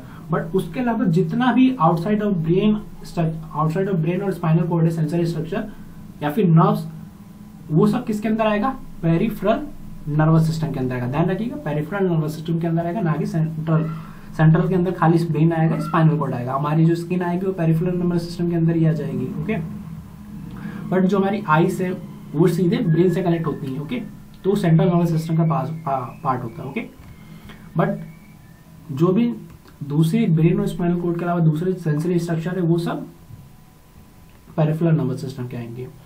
ऑटोनॉमिक और सोमेटिक में पेरिफेरल नर्वस सिस्टम को क्लासिफाई किया गया है। सोमेटिक वो होता है जो कि वॉलेंट्री एक्शन कंट्रोल करता है, ऑटोनॉमिक वो होता है जो इनवॉलेंट्री एक्शन को कंट्रोल करता है। इसको दो पार्ट में और फर्दर डिवाइड किया, सिंपैथिक और पैरासिम्पैथिक।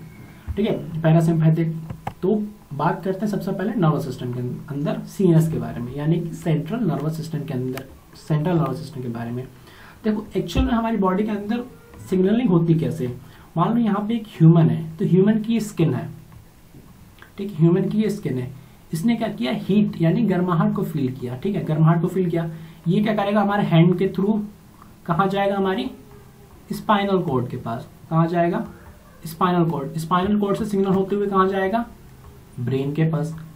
अब ब्रेन क्या करेगा, वहां से आउटपुट सिग्नल देगा। ठीक है, ये तो इनपुट की बात हो गई, यहाँ पे किसकी बात हो रही है, इनपुट की बात हो रही है। इनपुट क्या मिला, आउटपुट में वो भेजना चाहता है कि हाथ वहां से हटाओ, तो वो क्या करेगा, मोटर स्पाइनल कॉर्ड के थ्रू क्या करेगा, स्पाइनल कॉर्ड के थ्रू सिग्नल भेजेगा, आउटपुट सिग्नल भेजेगा, जो कहाँ जाएगा, मोटर ऑर्गन के पास। यानी मोटर ऑर्गन जो कि काम करने वाली ऑर्गन है वो मोटर ऑर्गन कहेगी। उस जैसे कि हमारा हैंड, इस केस में क्या है, हमारा हैंड मोटर ऑर्गन है, तो वो क्या करेगा, मोटर ऑर्गन को दूर कर देगा। सिंपली ये काम कौन कर रहा है, इसमें जो ब्रेन और स्पाइनल कॉर्ड का जो कनेक्शन है, ये वाला पार्ट किसके अंदर कंट्रोल आएगा, सेंट्रल नर्वस सिस्टम के अंदर। बट पेरिफेरल नर्वस सिस्टम के अंदर कौन सा आएगा, इसके अलावा जो भी पार्ट है, यानी कि जो हैंड है और हैंड के पास जो नर्व सेल्स है वो किसके अंदर आ रही है, पेरिफेरल नर्वस सिस्टम के अंदर। आई होप कि कोई डाउट नहीं ही होगा। पेरिफेरल नर्वस सिस्टम के अंदर ब्रेन और स्पाइनल कॉर्ड के अलावा जितनी भी नर्व्स है वो सब पेरिफेरल नर्वस सिस्टम के अंदर प्रेजेंट होती है। ये क्या करता है, कनेक्ट करता है सीएनएस को अदर बॉडी पार्ट से। ठीक है, ये किसका बना होता है, नर्व का बना होता है। ये सब किसके बने होते हैं, ये किसका, नर्वस सिस्टम के अंदर क्या आता है, सेंट्रल नर्वस सिस्टम के अंदर ब्रेन और स्पाइनल कॉर्ड।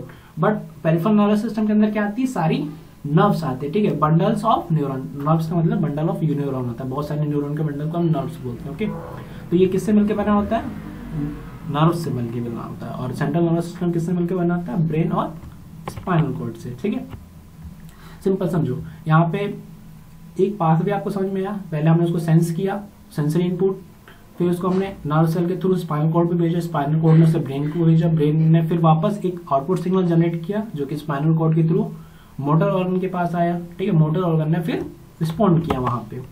तो ये हो गया पेरिफेरल नर्वस सिस्टम के बाद। अब देखो दिमाग ने क्या किया, ब्रेन ने क्या काम किया और स्पाइनल कॉर्ड ने काम किया, ये तो हो गया और सेंट्रल नर्वस सिस्टम के अंदर। बट जो काम उसके अलावा वो किसके अंदर आएगा, ऑटोनॉमिक नर्वस सिस्टम के अलावा, क्योंकि हमारी बॉडी में खाली ब्रेन और स्पाइनल कॉर्ड ही नहीं है। एक्चुअली स्पाइनल कॉर्ड होती क्या है, ध्यान रखना, स्पाइनल कॉर्ड मैंने आपको बताना भूल गया। ब्रेन तो आपको पता है कि हाँ दिमाग की बात हो रही है। स्पाइनल कॉर्ड एक तरीके की कॉर्ड मतलब वायर टाइप का स्ट्रक्चर होता है जो कि कहाँ प्रेजेंट होता है, हमारी वर्टिबल कॉलम में। कहाँ प्रेजेंट होता है, वर्टिबल कॉलम के अंदर। एक्चुअल में स्पाइनल कॉर्ड कहाँ प्रेजेंट होती है, वर्टिबल कॉलम के अंदर प्रेजेंट होती है, ध्यान रखिएगा। तो ब्रेन का पार्ट हो गया और स्पाइनल कॉर्ड का पार्ट हो गया, ये सारा सेंट्रल नर्वस सिस्टम। इसके अलावा जितना भी नर्व्स है वो पेरिफेरल नर्वस सिस्टम के अंदर आएगा। अब पेरिफेरल को भी दो पार्ट में डिवाइड किया गया था। फर्स्ट है ऑटोनॉमिक नर्वस सिस्टम और सेकंड है सोमेटिक नर्वस सिस्टम। सिंपल, इनका एक ही बेसिक है क्लासिफिकेशन का। ये होती है इनवॉलेंट्री फंक्शन में और ये कैसी होती है, वॉलेंट्री इन फंक्शन होती है। ठीक है, वॉलेंट्री फंक्शन मतलब जो कि हमारे कंट्रोल में होती है। ठीक है। जैसे कंट्रोल में अभी तक मैंने जितने भी आपको एग्जांपल दिए वो किसकी बात हो रही थी, सेंट्रल सोमैटिक नर्वस सिस्टम के बारे में बात हो रही थी। हमारी जो मोटर ऑर्गन है वो किसके अंदर काम कर रही है, सोमैटिक नर्वस सिस्टम के अंदर काम कर रही है, ठीक है। बट जैसे हम बात करें इनवॉलेंट्री एक्शंस की बात करें, जैसे कि ब्रीथिंग, ठीक है, ये कैसा है, इनवॉलेंट्री एक्शन है, ठीक है। कैसा एक्शन है, इनवॉलेंट्री एक्शन है, ठीक है। डाइजेशन हो रहा है, ठीक है, आपने खाना खाया, खाना पचाना ये कैसे पता चलेगा, आप थोड़ी सी ना भेजो कि खाना मैंने खा लिया पचाना शुरू करो, ये तो ऑटोमेटिक चला जाता है कि आपने खाना खाया अब उसे पचाना है, तो ये ऑटोनॉमिक नर्वस सिस्टम के अंदर पार्ट हो गया, ठीक है। आपको भूख लगी हुई है, ठीक है, आपको भूख लगी हुई है, ठीक है, तो ये कैसे पता चलेगा, ऑटोनॉमिक नर्वस सिस्टम के थ्रू आपके ब्रेन को पता चल जाएगा, ठीक है, डायरेक्टली ब्रेन को पता चल जाएगा। इस टाइम पे आपके पास कंट्रोल नहीं होता, एक्शन पे आपके कंट्रोल नहीं होता, ठीक है। डाइजेशन हो गया, हार्ट बीट हो गई, ब्रीथिंग के साथ हार्ट बीट हो गई, ये कौन कंट्रोल कर रहा है, ये कंट्रोल कर रहा है ऑटोनॉमिक नर्वस सिस्टम। बट आपने क्या किया, किसी चीज को उठाया, तो ये सिग्नल आपके दिमाग ने भेजा, आपने इसको उठा लिया, ये आपका मोटर एक्शन हुआ, बट ये तो आपके कंट्रोल में हुआ, ठीक है, ये तो आपकी इच्छा के अनुसार हुआ, ठीक है। आपने चाहा तो इसको उठा लिया, नहीं चाहते तो नहीं उठाते। बट ऐसा तो नहीं है कि आपकी हार्ट बीट आपकी इच्छा के अनुसार चल रही है, वो आपकी इच्छा के हिसाब से नहीं चल रही, और ना ही वो स्पाइनल कॉर्ड है, ना ही वो ब्रेन का पार्ट है, तो इसलिए वो पेरिफेरल नर्वस सिस्टम के अंदर है। साथ में वो इनवॉलेंट्री एक्शन में, यानी कि आपके कंट्रोल में नहीं है, इसलिए उसे हमने किसके अंदर रख दिया, ऑटोनॉमिक के अंदर रख लिया। सोमैटिक के अंदर सारी वॉलेंट्री फंक्शंस आते हैं, जैसे कि हमने किसी चीज को ग्रैब किया, या फिर हम लोग चल रहे हैं, ये वॉलेंट्री फंक्शन हो गया, हम लोग दौड़ रहे हैं, हम लोग बात कर रहे हैं, ये कैसा फंक्शन हो गया, वॉलेंट्री फंक्शन हो गया, ठीक है। तो आई होप कि ऑटोनॉमिक और सोमैटिक नर्वस सिस्टम आपको समझ में आया होगा। सिंपल समझ लो, ऑटोनॉमिक के अंदर इनवॉलेंट्री चीजों की बात हो रही होती है जो कि हमारे कंट्रोल में नहीं होती है, ओके। बट सोमैटिक के अंदर ऐसी चीजें होती है जो कि हमारे कंट्रोल में होती है। अब बेसिकली यहाँ पे दो नाम और दिए, सिंपैथेटिक और पैरासिम्पैथेटिक। तो इसमें क्या डिफरेंस है, देखो पहली बात ये ऑटोनॉमिक का पार्ट है, तो ये एक्चुअल में इनवॉलेंट्री होता है, ओके। अब पैरासिम्पैथेटिक और जनरली जो हमारी बॉडी रहती है किस फंक्शन किस नर्वस सिस्टम का यूज कर रही होती है, सिंपैथिक नर्वस सिस्टम का, ठीक है। सिंपैथिक पैरासिम्पैथेटिक नर्वस सिस्टम का यूज कर रही होती है, ठीक है। मतलब सिंपली हमारी हार्ट बीट नॉर्मल चल रही है, ठीक है, हम लोग नॉर्मल सांस ले रहे हैं, हम लोग नॉर्मल खाना पचा रहे हैं, ठीक है। ये सब कौन कंट्रोल कर रहा है, parasympathetic nervous system. But in case of emergency, मान लो बहुत ज्यादा इमरजेंसी हो गई, इमरजेंसी मतलब आपकी लड़ाई हो गई किसी से, ठीक है, आपकी लड़ाई हो गई, तो ये क्या हो गई, एक तरीके की इमरजेंसी कंडीशन हो गई, ठीक है। फाइट और मतलब या तो लड़ो या फिर भाग जाओ, ये वाली कंडीशन हो गई, ऐसी कंडीशन हो गई कि आप लड़ो या फिर भाग जाओ। इस टाइप की कंडीशन के टाइम पे आपका जो नर्वस सिस्टम है कौन सा एक्टिवेट हो जाएगा, सिंपैथेटिक नर्वस सिस्टम का एक्टिवेट हो जाएगा। उस टाइम पे आपकी हार्ट भी बहुत जोर से चलने लगेगी, आपको बहुत ताकत आ जाएगी आपके अंदर एकदम से, ठीक है। तो इस टाइम पे क्या होता है, सिंपैथेटिक नर्वस सिस्टम काम करना चालू कर देता है, ठीक है। तो ये हमेशा ये परमानेंट एक्टिव नहीं होता, परमानेंट एक्टिव कौन सा होता है, पैरासिम्पैथेटिक। बट सिंपैथेटिक कब एक्टिव हो जाएगा, जब आप इमरजेंसी कंडीशन हो जाए, या फिर आपको किसी को मारना हो या फिर आपको भागना हो, इस टाइम पे इस ऐसी कंडीशन में कैसा नर्वस सिस्टम स्टार्ट हो जाता है, हमारा सिंपैथेटिक। हमारी इसका सबसे अच्छा एग्जांपल है, आपकी हार्ट बीट बहुत तेजी से चलने लगी, आप बहुत जोर जोर से सांस लेने लगोगे, इसका बहुत अच्छा एग्जाम्पल है, ओके। आई होप कि सिंपैथेटिक और पैरासिम्पैथेटिक नर्वस सिस्टम आपको समझ में आया होगा। जनरली ये स्टेबल नहीं होता, जनरली मतलब काम नहीं कर रहा होता, बट कौन सा सिस्टम काम कर रहा होता है ऑटोनॉमिक में, पैरासिम्पैथेटिक। नॉर्मली हम लोग कर रहे होते हैं, पैरासिम्पैथेटिक नॉर्मल वर्क के लिए होता है, नॉर्मल चीजें हो जब नॉर्मल कंडीशन हो। बट इमरजेंसी वाली कंडीशन में कौन सा नर्वस सिस्टम एक्टिव होगा, सिंपैथेटिक नर्वस सिस्टम, ठीक है। इमरजेंसी में सिंपैथेटिक, नॉर्मल कंडीशन में पैरासिम्पैथेटिक, ओके। नेक्स्ट, अब बात हो गई पेरिफेरल नर्वस सिस्टम के अंदर सिंपल नर्व्स होती है, न्यूरॉन्स के बारे में पहले ही देख लिया था, तो peripheral nervous system almost complete ही हो गया। बात कर रहे हैं सेंट्रल नर्वस सिस्टम के अंदर ब्रेन की बात कर रहे हैं। देखो ये है हमारा ब्रेन का स्ट्रक्चर, सिंपल, ठीक है, ब्रेन का स्ट्रक्चर है। ब्रेन के स्ट्रक्चर को हमने 3 बेसिक यूनिट में क्लासीफाई किया हुआ है। पहला है फोर ब्रेन, दूसरा मिड ब्रेन और हिंड ब्रेन, ओके। ये जो लार्जेस्ट वाला पार्ट है, ये लार्जेस्ट वाला पार्ट है, इसे हम क्या बोल रहे हैं, ये जो लार्जेस्ट वाला पार्ट है इसे क्या बोल रहे हैं हम लोग, फोर ब्रेन बोल रहे हैं। ये मिडिल वाला पार्ट है इसे मिड ब्रेन बोल रहे हैं, और ये जो पिछला भाग है इसे क्या बोल रहे हैं हम लोग, हिंड ब्रेन बोल रहे हैं, ठीक है। ये बड़ा वाला पार्ट है, बीच का पार्ट है, और ये पिछला पार्ट है, ओके। तो 3 बेसिकली क्लासीफाई किया है 3 पार्ट में। फोर ब्रेन का मेन काम होता है, सबसे बड़ा होता है, सबसे पहली बात मेन थिंकिंग पार्ट होता है, यानी कि जो आप सोच रहे हो वो सब किसका पार्ट है, किस ब्रेन का पार्ट है, फोर ब्रेन का पार्ट है। यहीं पे क्या होता है, सेंसरी इंपल्स, यानी कि आपके जो रिसेप्टर्स हैं, वो कहाँ पे रिपोर्ट करेंगे, फोर ब्रेन को रिपोर्ट करेंगे, ठीक है।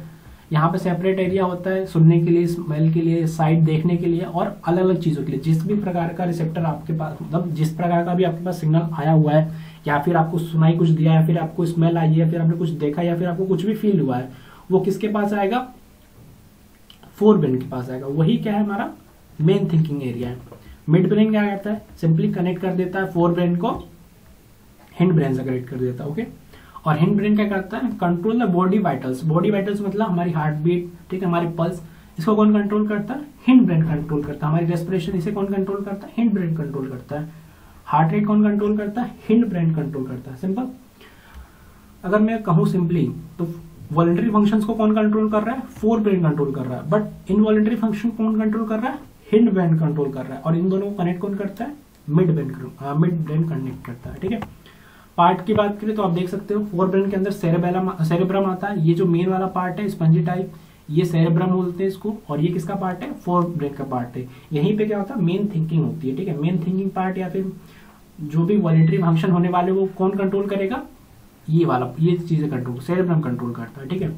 मिड ब्रेन के अंदर टेंगेंटम और टेक्टम आता है, ओके। ये इतना इंपॉर्टेंट नहीं है, बट हाँ ये कनेक्शन का काम करता है फोर ब्रेन और मिड ब्रेन के बीच में, ठीक है।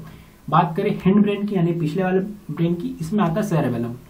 यहां देखोगे तो ये क्या है हमारा, ये है हमारा सेरेबेलम, ठीक है।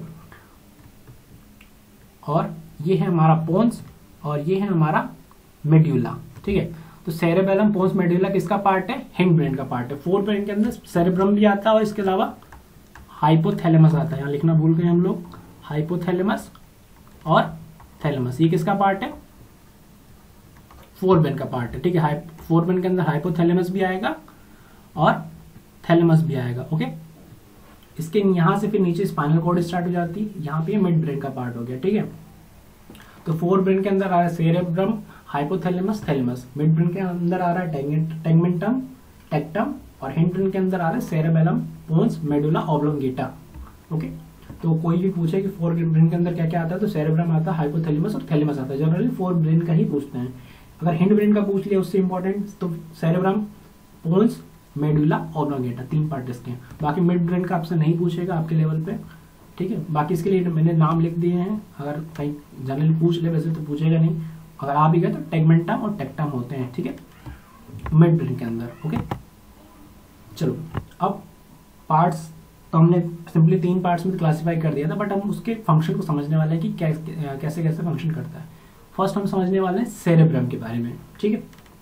सबसे पहले किसके बारे में समझने वाले हैं, सेरेब्रम के। हमारे ब्रेन का सबसे बड़ा हिस्सा कौन होता है, सेरेब्रम होता है, ठीक है। सबसे ऊपर वाला पार्ट ही सेरेब्रम होता है, ठीक है। ये सबसे ऊपर वाला पार्ट है, ये वाला जो पार्ट है, ये वाला जो पार्ट है, ये क्या है हमारा सेरेब्रम। ये सबसे बड़ा ही होता है, देख सकते हैं इसमें सबसे बड़ा है, सबसे ऊपर टॉप मोस्ट पार्ट होता है ब्रेन का, ठीक है। सोर्स ऑफ इंटेलेक्चुअल एक्टिविटी, ठीक है। सिंपल, जो भी थिंकिंग वाली बात हो रही होती है, जो भी हम थिंक कर रहे होते हैं कि हम जो सोच रहे हैं कि हमें मुझे ये बॉटल उठाना है, मुझे ये बॉटल उठाना है, ये मुझे बॉटल ये रखना है, मुझे चल के जाना है आगे, मुझे चल के पीछे जाना है, मुझे ये काम करना है, मुझे वो काम करना है, ये सब कौन कंट्रोल कर रहा है, ये सब कंट्रोल कर रहा है सेरेब्रम कंट्रोल कर रहा है, ठीक है। साथ ही आपकी जो मेमोरीज है, ठीक है, कल मैंने ये किया था, कल मैंने ये किया था, बचपन में गिर गया था, बचपन में मेरे पैर टूट गए थे, ठीक है। इस तरह की जो मेमोरीज है, बचपन में बहुत खेलता था, ये जो मेमोरीज है वो कौन होल्ड करता है, सेरेब्रम होल्ड करता है, ठीक है। साथ में आपने प्लान किया, यानी कि मुझे कल वहां जाना है, मुझे कल वहां जाना था, कल मुझे ये काम करना है, आपने कोई भी प्लानिंग की, ये कौन कंट्रोल कर रहा है, सेरेब्रम कंट्रोल कर रहा है, ठीक है। सिंपली ओवरऑल मैं कहूं तो control the voluntary motor action. Voluntary जो भी पार्ट होता है वो कौन कंट्रोल कर रहा होता है, हमारा सेरेब्रम कंट्रोल कर रहा होता है, ओके। वॉलेंट्री फंक्शन कौन कंट्रोल कर रहा होता है, सेरेब्रम कंट्रोल कर रहा होता है, ठीक है। लार्जेस्ट होता है, टॉप मोस्ट पार्ट होता है, ये सोचने का काम करता है, ठीक है, थिंकिंग का काम करता है। मेन अगर मैं पूछूं बोलूं तो ये किसका काम कर रहा है, थिंकिंग का काम कर रहा है, ठीक है, इच्छा वाला काम कर रहा है, ठीक है। थिंकिंग कर रहा है और इच्छा का काम कर रहा है, ठीक है। साथ में क्या कर रहा है, मेमोरीज को होल्ड कर रहा है, सिंपल। आई होप कि सेरेब्रम आपको क्लियर हो गया होगा। नेक्स्ट पार्ट क्या है? नेक्स्ट पार्ट है हाइपोथैलेमस, जो कि ये फोर ब्रेन का पार्ट। ठीक है, ये कहाँ होता है? बेस में होता है, सेरेब्रम के बेस में होता है। ये पार्ट होता है फोर ब्रेन का, जैसे हमने पहले प्रीवियस स्लाइड में देखा है। ठीक है, सेरेब्रम का ही पार्ट है। ये क्या करता है? जो हमारी सोने और जागने की जो साइकिल है वो कौन कंट्रोल करता है?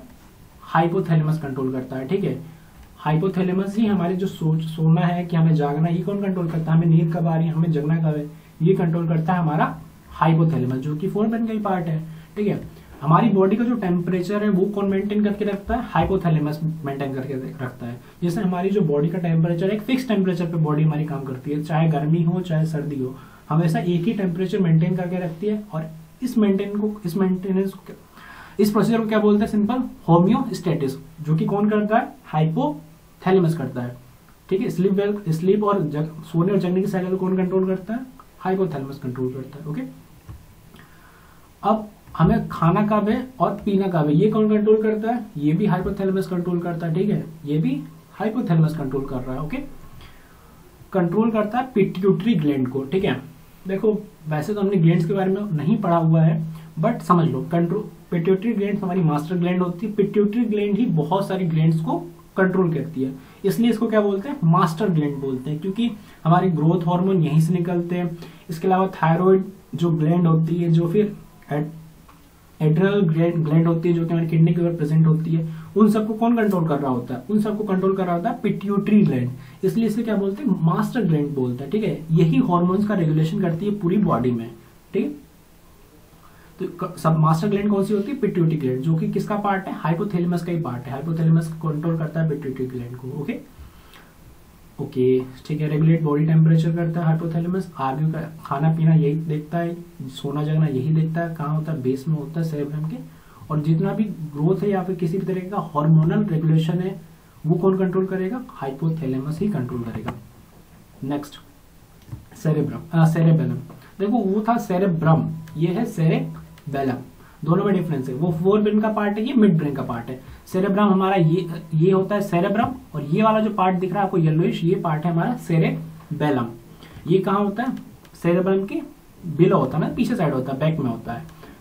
सारे स्ट्रक्चर के पीछे साइड बैक में होता है। ओके, ये क्या करता है? मोटर फंक्शन में कोऑर्डिनेट करता है। मोटर फंक्शन में जैसे हमने क्या किया, मैंने सोचा कि मुझे मेरे हाथ उठाने हैं, मुझे पैर उठाना है, ठीक है, या फिर मुझे चलना है, तो सोचने वाला काम किसने कर लिया? सोचने वाला काम तो सेरेब्रम में कर लिया, बट ये करवाएगा कौन? सोचने वाला काम तो उसने कर लिया, बट ये करवाएगा कौन? तो ये जो मोटर फंक्शन कौन करवाता है? सेरेबेलम करवाता है। ठीक है, मैंने सोचा मुझे चलना है, तो चलने के कमांड कौन देगा? सेरेबेलम देगा। ठीक है, सिंपली ये क्या करता है? बैलेंस बना के रखता है, बॉडी का पोस्चर बना के रखता है। ठीक है, मुझे अगर बैठना है, मुझे किस तरीके से बैठना है, ये कौन डिसाइड करेगा? सेरेबेलम। ठीक है, सेरेब्रम ने तो सोच लिया कि हाँ भाई तुम्हें बैठना है, बट किस तरीके से बैठना है कौन डिसाइड कर रहा है? सेरेबेलम। ठीक है, ये मेंटेन करता है आपके पोस्चर को, एक्शन को। ठीक है, और प्रिसीजन ऑफ वॉलेंटरी एक्शन। जैसे मान लिया कि मैं ये पेन चला रहा हूँ, ठीक है, ये मैं पेन से कुछ लिख रहा हूँ, जैसे मैंने लिख दिया प्रिसीजन। ठीक है, मैंने क्या लिख दिया? प्रिसीजन।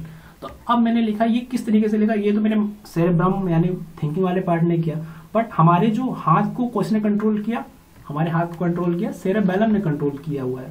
ओके, तो ये कोऑर्डिनेशन होता है पूरे ब्रेन में। फोर ब्रेन, मिड ब्रेन की हेल्प से हिंड ब्रेन है, पिछले वाले ब्रेन से कनेक्ट करता है अपने आप को। ओके, तो सेरेबेलम आपको समझ में आया? देखो डिफरेंस बहुत जरूरी है सेरेब्रम और सेरेबेलम में। सेरेब्रम सोचने का काम करता है, सेरेबेलम सोचने का काम नहीं करता। थिंकिंग का पार्ट इन्वॉल्व ही नहीं होता, थिंकिंग का पार्ट खाली सेरेब्रम करता है।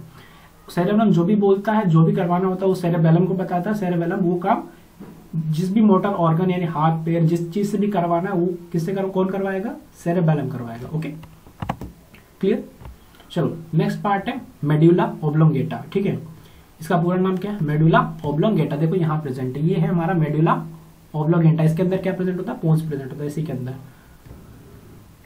देखो ये क्या करता है? ब्रेन का स्टेम बनाता है, तना बनाता है। जैसे अगर हम इसको पेड़ की स्ट्रक्चर की तरह देखें, पेड़ की स्ट्रक्चर की तरह, तो ये पेड़ के तने जैसा होता है। ठीक है, ये पेड़ का ब्रांचेस हो गई यहाँ पे, और ये पूरा मतलब स्ट्रक्चर हो गया। तो ये क्या कर रहा है? ब्रेन का स्टेम बना रहा है, जो कि किससे कनेक्ट होता है? स्पाइनल कॉर्ड से कनेक्ट होता है। ठीक है, it lies at the base of the brain and continues into the spinal cord. ठीक है, मेडुला क्या रहता है, बेस बना देता है ब्रेन का, और यहां से क्या होती है, स्पाइनल कॉर्ड स्टार्ट हो जाती है। ओके, अब ये क्या करता है, इनवॉलेंटरी फंक्शन कंट्रोल करता है। सिंपली बात करें तो इनवॉलेंटरी मतलब जो कि हमारे कंट्रोल में नहीं है, यानी कि हार्ट बीट को कौन कंट्रोल कर रहा है, हार्ट बीट को कौन कंट्रोल कर रहा है, मेडुला ऑब्लोंगेटा।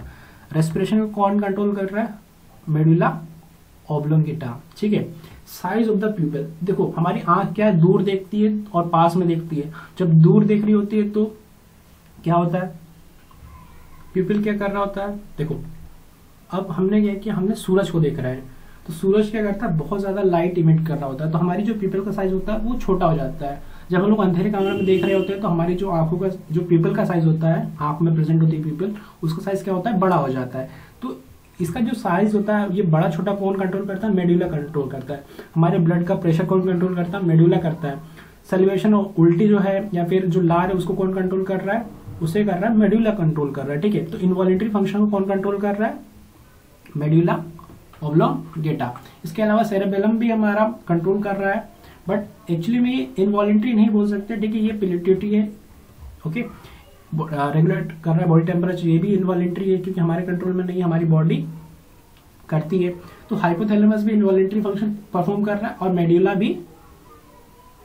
भी कैसा फंक्शन कर रहा है, इनवॉलेंटरी फंक्शन, एक्शन को कंट्रोल कर रहा है। ओके, बात करें थैलेमस की, तो ये सिंपल एक क्लियरिंग हाउस होता है। ठीक है, क्लियरिंग हाउस मतलब जैसे मान लो अगर एक ट्रेन है, ठीक है, एक मान लो ये स्टेशन है, ठीक है, यहाँ से कोई सिग्नल आया, यहाँ से कोई ट्रेन आ रही है, ठीक है, इसे कहाँ भेजना, मान लो ये ट्रेन को हम क्या बोलते हैं, सिग्नल मान लेती है, सिग्नल मान लेते हैं, ट्रेन को ये क्या बोलते हैं, हम सिग्नल बोल देते हैं।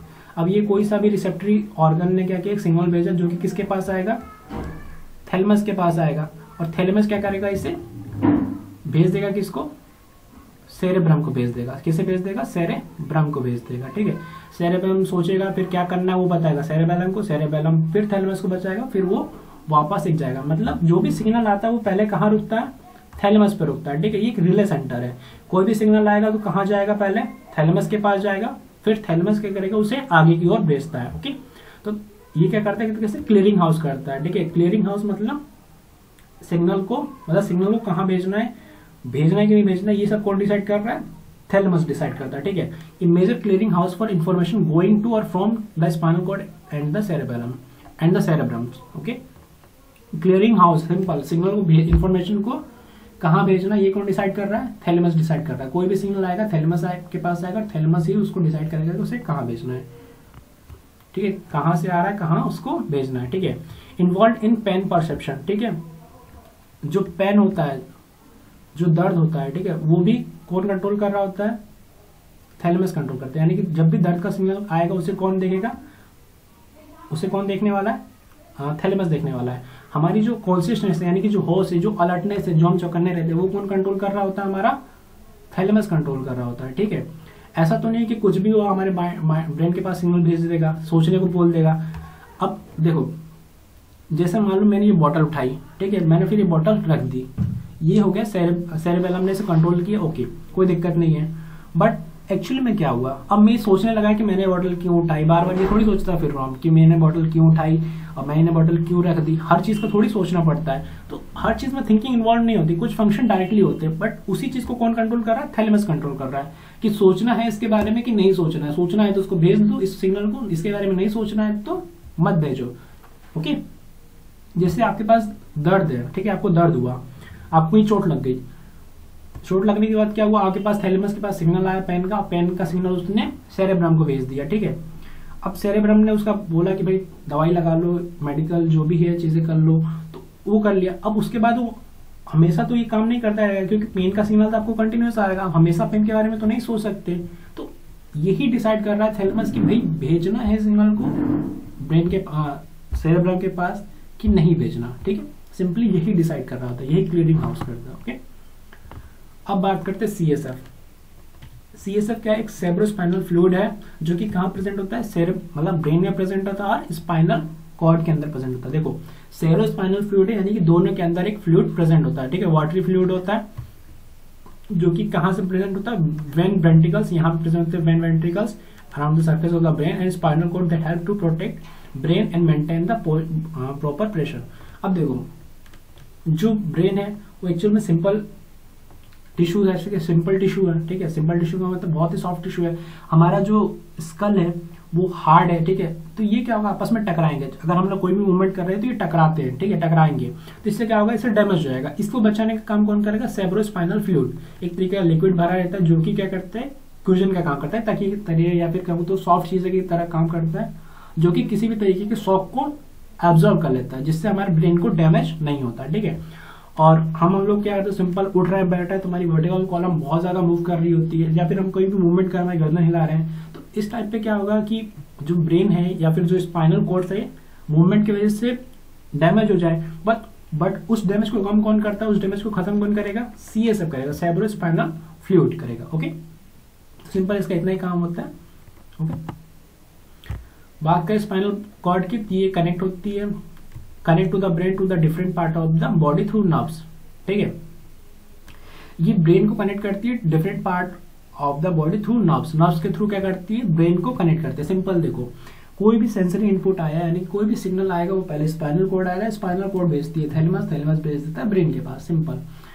तो ये क्या कर रही है, ब्रेन को कनेक्ट कर रही है दूसरे नर्व से। Okay, it is the extension of medulla oblongata, यानी कि यहाँ मेडुला ऑब्लोंगेटा से एक्सटेंशन होता है, बड़ा जुड़ा हुआ रहता है, ठीक है, जो कि ये किसके अंदर होता है, इनक्लोज होता है वर्टिकल कॉलम, वर्टिकल कॉलम के अंदर ही प्रेजेंट होती है, ठीक है। जैसे मान लीजिए वर्टिकल कॉलम, इसके अंदर जो रेड वाली दिख रही है आपको लाइन, रेड वाली जो पाइप जैसा स्ट्रक्चर दिख रहा है, ट्यूब लाइक स्ट्रक्चर, इसे क्या बोल रहे हैं हम लोग, स्पाइनल कॉर्ड बोल रहे हैं, ठीक है। यही स्पाइनल कॉर्ड है जिसके थ्रू क्या कर रहा है, सिग्नल जा रहा है। ओके, तो सिंपली ब्रेन स्पाइनल कॉर्ड क्या करती है, कनेक्ट करती है ब्रेन को डिफरेंट पार्ट से, ठीक है, थ्रू नर्व्स, और ये एक्सटेंशन है मेडुला ऑब्लोंगेटा, यानी मेडुला ऑब्लोंगेटा से यहाँ से निकलती है और ये इनक्लोज रहती है, यानी कि बंद रहती है वर्टिकल कॉलम के अंदर, वर्टिकल कॉलम के अंदर प्रेजेंट होती है, ठीक है, हड्डी के अंदर प्रेजेंट होती है spinal cord. Okay, I hope कि नर्वस सिस्टम क्लियर हो गया होगा।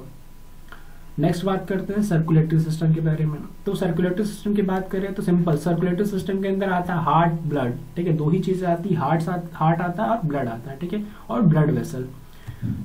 सर्कुलेटरी सिस्टम में किस लिए रिस्पॉन्सिबल है, सर्कुलेशन के लिए रिस्पॉन्सिबल है, ठीक है।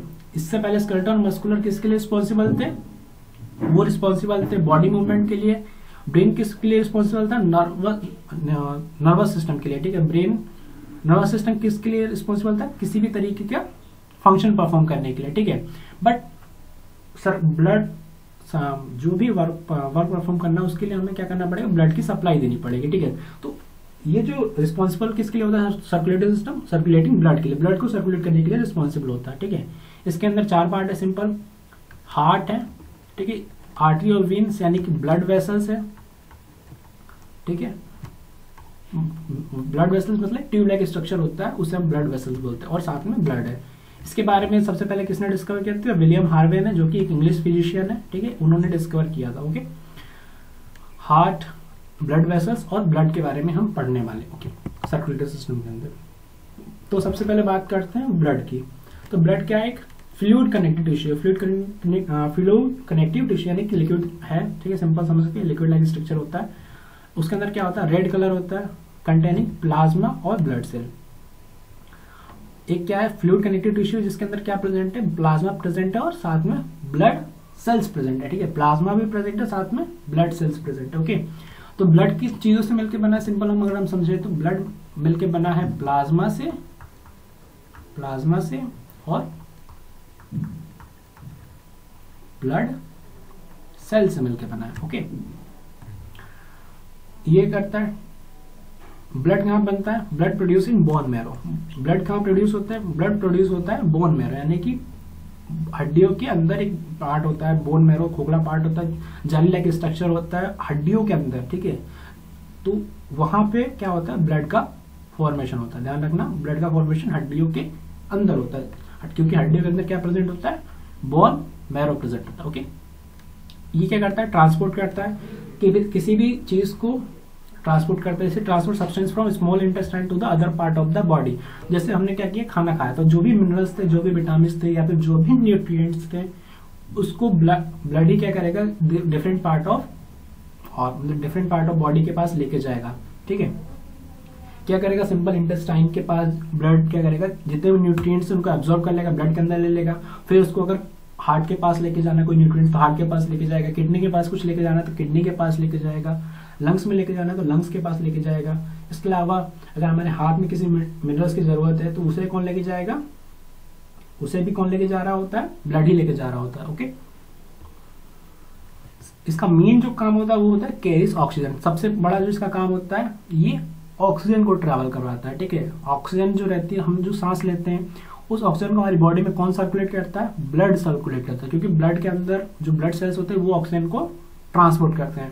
ठीक है, कहाँ से ऑक्सीजन इन्हें मिलती है, लंग्स में मिलती है, क्योंकि सांस लेते हैं तो ऑक्सीजन हमारे लंग्स में जाती है। लंग्स में क्या करता है, जो ब्लड रहता है ऑक्सीजन को ले लेता है, कार्बन डाइऑक्साइड को लंग्स में वापस छोड़ देता है। इसलिए हम जब ब्रीथ आउट करते हैं, जब सांस छोड़ते हैं तो कार्बन डाइऑक्साइड छूटती है, और जब हम सांस लेते हैं तो ऑक्सीजन हमारे अंदर जा रही होती है। ओके, तो ये क्या करता है, ऑक्सीजन ले लेता है, कहाँ से, लंग्स से ले लेता है, और कहाँ लेके जाता है, सेल्स के पास लेके जाता है। ठीक है, ब्लड के थ्रू किसके पास लेके जा रहा है, सेल्स के पास लेके जा रहा है। ओके, ये क्या करता है, ट्रांसपोर्ट, वेस्ट मटेरियल को भी ट्रांसपोर्ट करता है। ठीक है, from removal of the body, अगर कुछ बॉडी में से कुछ भी वेस्ट पार्ट बना है उस पार्ट को भी कौन रिमूव कर रहा होता है, ब्लड रिमूव कर रहा होता है। ठीक है, ये किस वेस्ट पार्ट की बात कर रहा है, ये बात कर रहा है किसी भी तरीके का डेड मटेरियल, जैसे हमारे सेल्स हो गए। ठीक है, जैसे हमने सेल्स पढ़ा हुआ है प्रीवियस चैप्टर में, तो सेल्स क्या होता है, लाइसोसोम खत्म करता है, लाइसोसोम के बारे में हमने पढ़ा हुआ है। ठीक है, सुसाइडल बैग जो कि क्या करता है, किसी भी तरीके का जो भी वेस्ट प्रोडक्ट होता है उसको खत्म करता है। तो वो जो वेस्ट मटेरियल बनता है उसको कौन ट्रांसपोर्ट कर रहा होता है, ब्लड ट्रांसपोर्ट करता है। ठीक है, और ब्लड के थ्रू ही ट्रांसपोर्ट होते होते वो बाहर निकलती है। ठीक है, यहाँ आप स्ट्रक्चर देख सकते हो ब्लड वेसल्स का। ठीक है, ब्लड किससे मिलकर बना है, प्लाज्मा प्लस ब्लड सेल्स का। ठीक है, जो किसके अंदर फ्लो हो रहा है, ब्लड वेसल्स का। ये ब्लड वेसल का स्ट्रक्चर, जिसके अंदर क्या फ्लो हो रहा है, ब्लड फ्लो हो रहा है, जिसके अंदर क्या प्रेजेंट है, ये जो लिक्विड दिख रहा है ये प्लाज्मा है, और ये जो गोल गोल सर्कल सर्कल, ये जो रेड कलर के और ये जो ब्लू कलर का स्ट्रक्चर दिख रहा है, जो व्हाइट कलर का स्ट्रक्चर दिख रहा है, ये क्या है, ब्लड सेल्स प्रेजेंट है। ठीक है, और ये जो छोटे छोटे ये जो फाइबर लाइक स्ट्रक्चर, ये प्लेटलेट्स है। ओके, तो आई होप कि ब्लड सेल, ब्लड क्या है एक्चुअल में ये समझ में आएगा। ब्लड एक सिंपल फ्लूइड कनेक्टिव टिश्यू है जो के अंदर क्या प्रेजेंट है, प्लाज्मा है और ब्लड सेल प्रेजेंट है। ठीक है, अब प्लाज्मा तो चलो सिंपल वाटर और कुछ मिनरल से मिलकर बना है। प्लाज्मा किससे मिलकर बना होता है, प्लाज्मा बना होता है water plus some protein. Water और प्रोटीन से मिलकर क्या बना होता है, प्लाज्मा बना हुआ होता है। ठीक है, बट ब्लड सेल्स तीन तरह के होते हैं ब्लड के अंदर। एक होता है आरबीसी, रेड ब्लड सेल या रेड ब्लड कार्पल्स भी बोलते हैं, व्हाइट ब्लड सेल्स और प्लेटलेट सेल। ठीक है, रेड ब्लड सेल के अंदर ही क्या होता है, रेड पिगमेंट प्रेजेंट होता है, जिसे हम क्या बोलते हैं, हीमोग्लोबिन। ठीक है, रेड कलर का पिगमेंट प्रेजेंट होता है जिसे क्या बोलते हैं, हीमोग्लोबिन। उसके अलावा क्या प्रेजेंट होता है, व्हाइट ब्लड सेल, और इसके अलावा प्रेजेंट होता है प्लेटलेट्स। बाकी ब्लड में प्लाज्मा भी प्रेजेंट होता है जो कि किससे बना होता है, वाटर प्लस प्रोटीन से बना होता है। ठीक है, डिफरेंस की बात करें इन तीनों सेल्स में क्या डिफरेंस, तो सिंपल एक टेबल है, इसको हम समझ लेंगे तो हमें सारे डिफरेंस क्लियर हो जाएंगे। ठीक है, सबसे पहले बात करें कलर की, तो रेड आरबीसी कैसे कलर में होता है, रेड कलर में होता है। रेड ब्लड सेल कैसे कलर में होता है, सिंपल रेड कलर के होते हैं। ठीक है, व्हाइट ब्लड सेल के कोई कलर नहीं होता। ठीक है, यूजली कलरलेस होता है, कोई भी कलर नहीं होता, और प्लेटलेट्स का कोई भी कलर नहीं होता।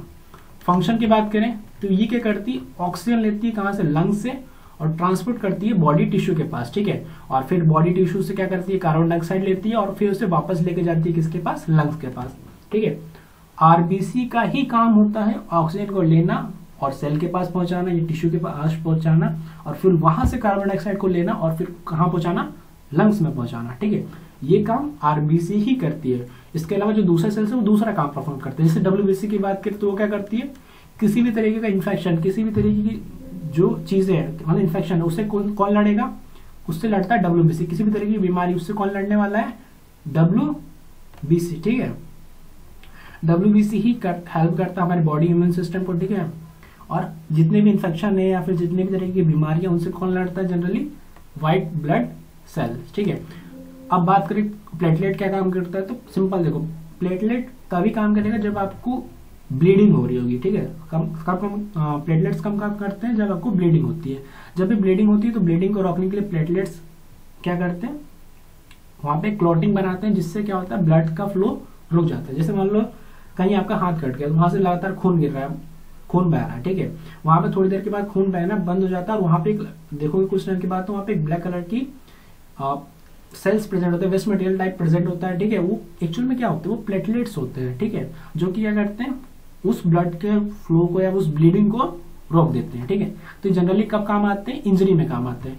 डब्ल्यूबीसी कब काम आते हैं? जब आपको कोई बीमारी हो रखी होती है। ठीक है, और आरबीसी क्या करता है? सिंपल ऑक्सीजन को ट्रांसपोर्ट करता है। ठीक है, शेप की बात करें तो red blood cell biconcave shape के होते हैं, डिस्क शेप के होते हैं। जैसे आपने किंग खेला होगा, ठीक है, रिंग खेला होगा। ठीक है, रिंग फेंकते हैं फिर उसको पकड़ते हैं, इस टाइप का स्ट्रक्चर होता है।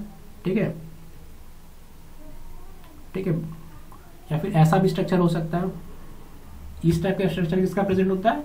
आर बी सी का। ठीक है, डब्ल्यूबीसी का बहुत सारे शेप्स होते हैं। ठीक है, डिपेंडिंग ऑन किस टाइप का डब्ल्यूबीसी है। ठीक है, अलग अलग बीमारी से लड़ने के लिए अलग अलग ब्लड सेल्स होते हैं। ठीक है, तो ये डिपेंड करता है किस टाइप का, इसमें बहुत ज्यादा शेप होते हैं। ठीक है, प्लेटलेट्स का कोई भी इरेगुलर कोई भी शेप नहीं होता। ठीक है, ये सिंपल सेल के फ्रेगमेंट होते हैं, सेल के टुकड़े होते हैं। ठीक है, सेल के टुकड़े होते हैं। ठीक है, न्यूक्लियस की बात करें तो रेड ब्लड सेल के पास कोई न्यूक्लियस नहीं है। डब्ल्यूबीसी के पास अपना खुद का न्यूक्लियस प्रेजेंट होता है, ये इंपॉर्टेंट बात है। न्यूक्लियस किसके पास प्रेजेंट है? डब्ल्यूबीसी के पास। प्लेटलेट्स के पास कोई न्यूक्लियस प्रेजेंट नहीं है। साइज की बात करें तो स्मॉलर होते हैं और मोर न्यूमरस देन डब्ल्यूबीसी। ठीक है, ये क्या होते हैं? छोटे होते हैं, नंबर में ज्यादा होते हैं। ठीक है, डब्ल्यूबीसी की बात करें ये साइज में बड़े होते हैं, साइज में बड़े होते हैं। बट जो आरबीसी है वो नंबर्स में ज्यादा होते हैं, साइज में छोटे होते हैं। और प्लेटलेट तो सेल के टुकड़े हैं तो वो और ही छोटे होते हैं, मतलब सबसे छोटे प्लेटलेट्स होते हैं। ठीक है, क्वांटिटी की बात करें तो बहुत ज्यादा होता है, मोर अबंडेंट, मिलियंस पर माइक्रोलीटर होता है। ये लेस अबंडेंट मतलब कम होता है, 1000 पर माइक्रोलीटर होता है। एक माइक्रोलीटर में 1000 होते हैं, बट ये एक माइक्रोलीटर में 10 लाख होते हैं। ठीक है, और ये और कम होते हैं, ये भी मतलब लगभग डब्ल्यूबीसी के बराबर 1000 पर माइक्रोलीटर। ठीक है, एक माइक्रोलीटर में लेस होते हैं, मतलब 1000 ही होते हैं। एक माइक्रोलीटर मतलब एक माइक्रोलीटर के अंदर 1000 ही होते हैं। ओके, लाइफ स्पैन की बात करें मतलब कितने दिन तक रहते हैं। ठीक है, सेल्स, क्योंकि देखो सेल्स क्या करते हैं, अपने आप को स्प्लिट करते हैं, यानी कि सेल का डिवीजन होता है, उसके बाद सेल भी कुछ टाइम के बाद खत्म हो जाता है, अपने आप को खत्म कर देते हैं। तो जनरली जो रेड ब्लड सेल हमारी बॉडी में 120 दिन तक रहता है। ठीक है, एक जो रेड ब्लड सेल है वो 120 दिन तक रहेगा, उसके बाद वो अपने आप को खत्म कर देगा 120 दिन के आसपास। ठीक है, ये अलग अलग हो सकते हैं। ठीक है, कुछ रहते हैं जो कुछ ही दिन रहते हैं। ठीक है, और कुछ ऐसे रहते हैं जो कि सालों तक रहते हैं, कई सालों तक रहेंगे या फिर कई महीनों तक रहेंगे। ठीक है, तो इस तरीके के होते हैं डब्ल्यूबीसी। बट आरबीसी क्या रहते हैं? 3 से 4 महीने के अंदर खत्म हो जाता है, फिर नए आरबीसी बन जाते हैं। डब्ल्यूबीसी क्या होता है? ये महीनों भी रह सकते हैं, साल भी रह सकते हैं और कुछ दिन भी रह सकते हैं। प्लेटलेट्स की बात करें तो सिंपल 7 से 10 दिन तक ही रहते हैं, उसके बाद ये खत्म हो जाते हैं। 7 से 10 दिन मतलब इनका फॉर्मेशन लगातार हो रहा होता है। ओके, सबसे छोटी लाइफ स्पैन किसकी है? प्लेटलेट्स की। सबसे जल्दी कौन खत्म हो जाते हैं? प्लेटलेट्स खत्म हो जाते हैं। ओके, तो ये हो गया हमारे ब्लड सेल्स। अब बात करते हैं ब्लड वेसल्स की। देखो 3 तरह की ब्लड वेसल्स प्रेजेंट होती है, एक होती है आर्टरी, एक होती है वीन्स और एक होती है कैपिलरीज। ठीक है, 3 तरह की ब्लड वेसल्स प्रेजेंट है जिसके अंदर क्या हो रहा है? ब्लड फ्लो कर रहा है। ठीक है, ब्लड वेसल्स किसे बोलते हैं? जिसके अंदर ब्लड फ्लो कर रहा होता है। ठीक है, जिसे हम नस बोलते हैं हिंदी में। फंक्शन की बात करें तो आर्टरी क्या करती है? कैरी करती है ऑक्सीजनेटेड ब्लड, मतलब ऐसा ब्लड जिसमें ऑक्सीजन है उससे क्या करेगी? ब्लड हार्ट से लेगी, क्योंकि हार्ट क्या करेगा? ऑक्सीजनेटेड ब्लड को भेज देगा किसमें? आर्टरी के अंदर। ठीक है, तो आर्टरी के अंदर क्या होगा? ऑक्सीजनेटेड ब्लड क्या करेगा? फ्लो करेगा और किसके पास चला जाएगा? किसके पास चला गया? किसी भी टिश्यू या फिर किसी भी सेल्स के पास। ठीक है, किसी भी टिश्यू के पास गया तो अब टिश्यू ने उसको यूज कर लिया, फिर उसने क्या दे दिया? उसने डीऑक्सीजनेटेड ब्लड। अब जब वो डीऑक्सीजनेटेड ब्लड लेके वापस आएगी, उस ब्लड वेसल्स को क्या बोलेंगे? वीन्स बोलेंगे। ठीक है, ले जाने के लिए दूसरी है और वापस लाने के लिए दूसरी है। ठीक है, दूसरी ब्लड वेसल से। तो जो ऑक्सीजन ब्लड लेके जा रही है हार्ट से दूसरे ऑर्गन के पास, उसे आर्टरी बोल रहे हैं, और जो ऑर्गन से वापस लेके आ रही है डीऑक्सीजनेटेड ब्लड, उससे हम बोल रहे हैं वीन्स बोल रहे हैं। ठीक है, और कैपिलरीज इन दोनों के बीच में क्या करती है? एक्सचेंज करवाती है गैस और न्यूट्रिशन का। ठीक है, टिश्यू के अंदर क्या करेगी? गैस और न्यूट्रिएंट्स का एक्सचेंज करवाती है ना। यानी कि और गैसेस का मतलब इसके अंदर कार्बन डाइऑक्साइड और ऑक्सीजन की बात हो रही है। सिंपल, कोई भी जैसे मान लो किसी भी ऑर्गन है, कोई भी ऑर्गन है, मान लो हम लिवर की बात करें, लिवर को क्या चाहिए? ऑक्सीजन चाहिए। उसने आर्टरीज से ऑक्सीजन लिया कैपिलरीज की हेल्प से, और फिर उसने कैपिलरीज की हेल्प से क्या किया? कार्बन डाइऑक्साइड को किसको दे दिया? वीन्स को दे दिया। मतलब ये सिंपल इनके बीच में कनेक्शन का काम करती है। ठीक है, सिंपली क्या कर रही है? इनके बीच में कनेक्शन काम कर रही होती है। ठीक है, ये भी स्मूथ मसल से मिलकर बनी होती है। नस हमारे कंट्रोल में नहीं होती कि नस आप बोले तो फूल जाओ या फिर पचक जाओ या छोटी हो जाओ बड़ी हो जाए, ये हमारे कंट्रोल में नहीं होता, ठीक है। ये भी इसलिए इनवॉलेंट्री होती है, ओके। इनवॉलेंट्री मसल्स इनसे हमारे कंट्रोल में नहीं होती, ठीक है। ब्लड के कलर की बात करें तो आर्टरी में जो कलर होता है ब्राइट रेड कलर का होता है, ठीक है, क्योंकि इसमें ऑक्सीजन ज्यादा होता है। ये कैसा होता है, डार्क रेड कलर का होता है, क्योंकि इसके अंदर ऑक्सीजन कम होता है, ठीक है। अब कैपिलर्स की बात करें, ये वेरी करता है, ठीक है, ये इसका कोई फिक्स नहीं है, वेरी करता है, ठीक है। ये appear as a network of tiny vessel. ये एक्चुअल में कैपिलरीज, ये देखो, ये छोटी छोटी वेसल्स का एक नेटवर्क बना हुआ है, एक जाल बना हुआ है, ठीक है। इससे क्या बोल रहे हैं हम लोग, capillaries. Network of tiny vessels is called capillaries, ठीक है, जो कि क्या करवा रही है, एक्सचेंज करवा रही है। वॉल थिकनेस की बात करें तो आर्टरी कैसी होती है, थिक होती है, मस्कुलर होती है, ठीक है। और वेन्स की बात करें तो थिन होती है, पतली होती है, ये मोटी होती है, पतली होती है, और ये लेस मस्कुलर होती है, इसमें मसल्स कम होती है, ठीक है। कैपिलरीज बहुत ज्यादा पतली होती है, ठीक है, 1 सेल लेयर थिक, मतलब एक सेल की जो साइज होता है उतनी थिक हो सकती है ये, ठीक है। वॉल की बात करें तो जनरली आर्टरीज में कोई वॉल नहीं होता। वॉल क्या करते हैं, वॉल देखो घर में जैसा नल होता है, नल में वॉल होता है, ये एक्चुअल में वही वॉल है जो कि क्या कर रहा है, ब्लड के फ्लो को आने जाना रोकता है, ठीक है। जैसे ब्लड आ रहा है उसको रोकने का काम कौन करता है, वॉल्व करता है, ठीक है। तो ये जो वॉल्व है आर्टरीज में प्रेजेंट नहीं होता, ठीक है, लेकिन वीन्स में प्रेजेंट होता है, क्योंकि क्या होता है, समटाइम्स ब्लड क्या हो रहा है, हमारे पैर से वापस आ रहा है, कहाँ पे, हार्ट के पास। मान लो पैर से हमारे हार्ट के पास आ रहा है, तो एक्चुअल में ग्रेविटी क्या करेगी, ब्लड को वापस नीचे खींच लेगी, दिक्कत हो रहा होगा। बट इसको कौन रोकता है कि ब्लड वापस ना चला जाए, इसको कौन रोकेगा, वॉल्व रोकेंगे, जो कि किस में प्रेजेंट होते हैं, वेन्स में प्रेजेंट होते हैं, ठीक है। और कैपिलरीज में कोई वॉल्व प्रेजेंट नहीं होता। तो वॉल्व किस में प्रेजेंट है, वेन्स के अंदर, ठीक है। साइज की बात करें, स्मॉलर डायमीटर होता है देन वेन्स से, मतलब डायमीटर मतलब ये जो इसका जो डायमीटर है वो छोटा होता है, ठीक है। और जो वेन्स होती है उसका डायमीटर बड़ा होता है, ठीक है। और कैपिलरीज का स्मॉलेस्ट होती है, तो इसमें सबसे छोटा होता है डायमीटर, ओके। लोकेशन की बात करें तो deep with in the body, ठीक है, ये बॉडी की एकदम डीप में होती है, अंदर होती है।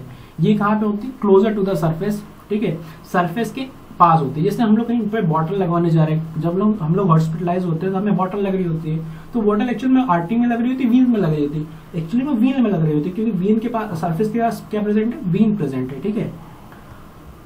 अब कैपिलर्स की बात करें तो ये found through out the body tissue, कहीं भी मिल सकती है, जहां भी बॉडी टिश्यू वहां प्रेजेंट होती है। ब्लड प्रेशर की बात करें तो आर्टरीज के अंदर कैसा, हाई ब्लड प्रेशर होता है, वीन्स के अंदर कैसा ब्लड प्रेशर होता है, लो ब्लड प्रेशर होता है, और कैपिलरीज के अंदर भी लो ब्लड प्रेशर होता है, ठीक है।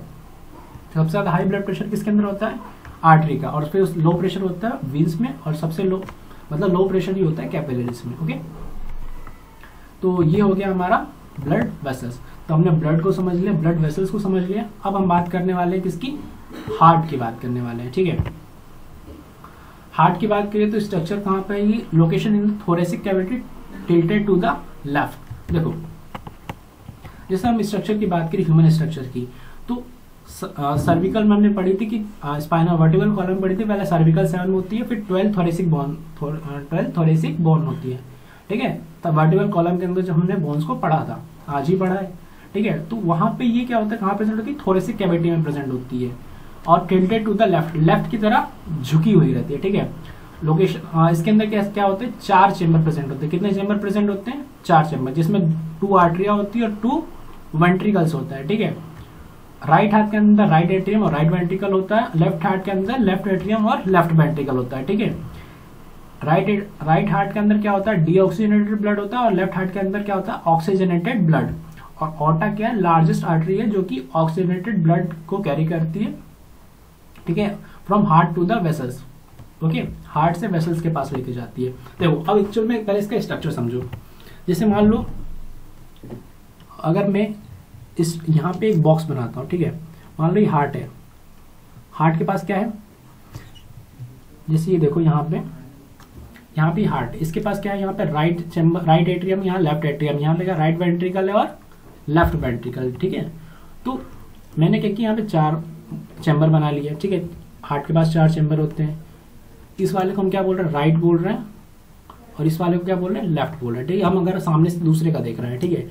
अब यहाँ पे बात करें, यहाँ पे क्या होती है, एट्रिया प्रेजेंट होती है, एट्रियल, ठीक है। यहाँ क्या होता है, वेंट्रिकल्स प्रेजेंट होते हैं, ठीक है। नीचे वाले को वेंट्रिकल्स बोलते हैं, ऊपर वाले को एट्रिया बोलते हैं, ठीक है।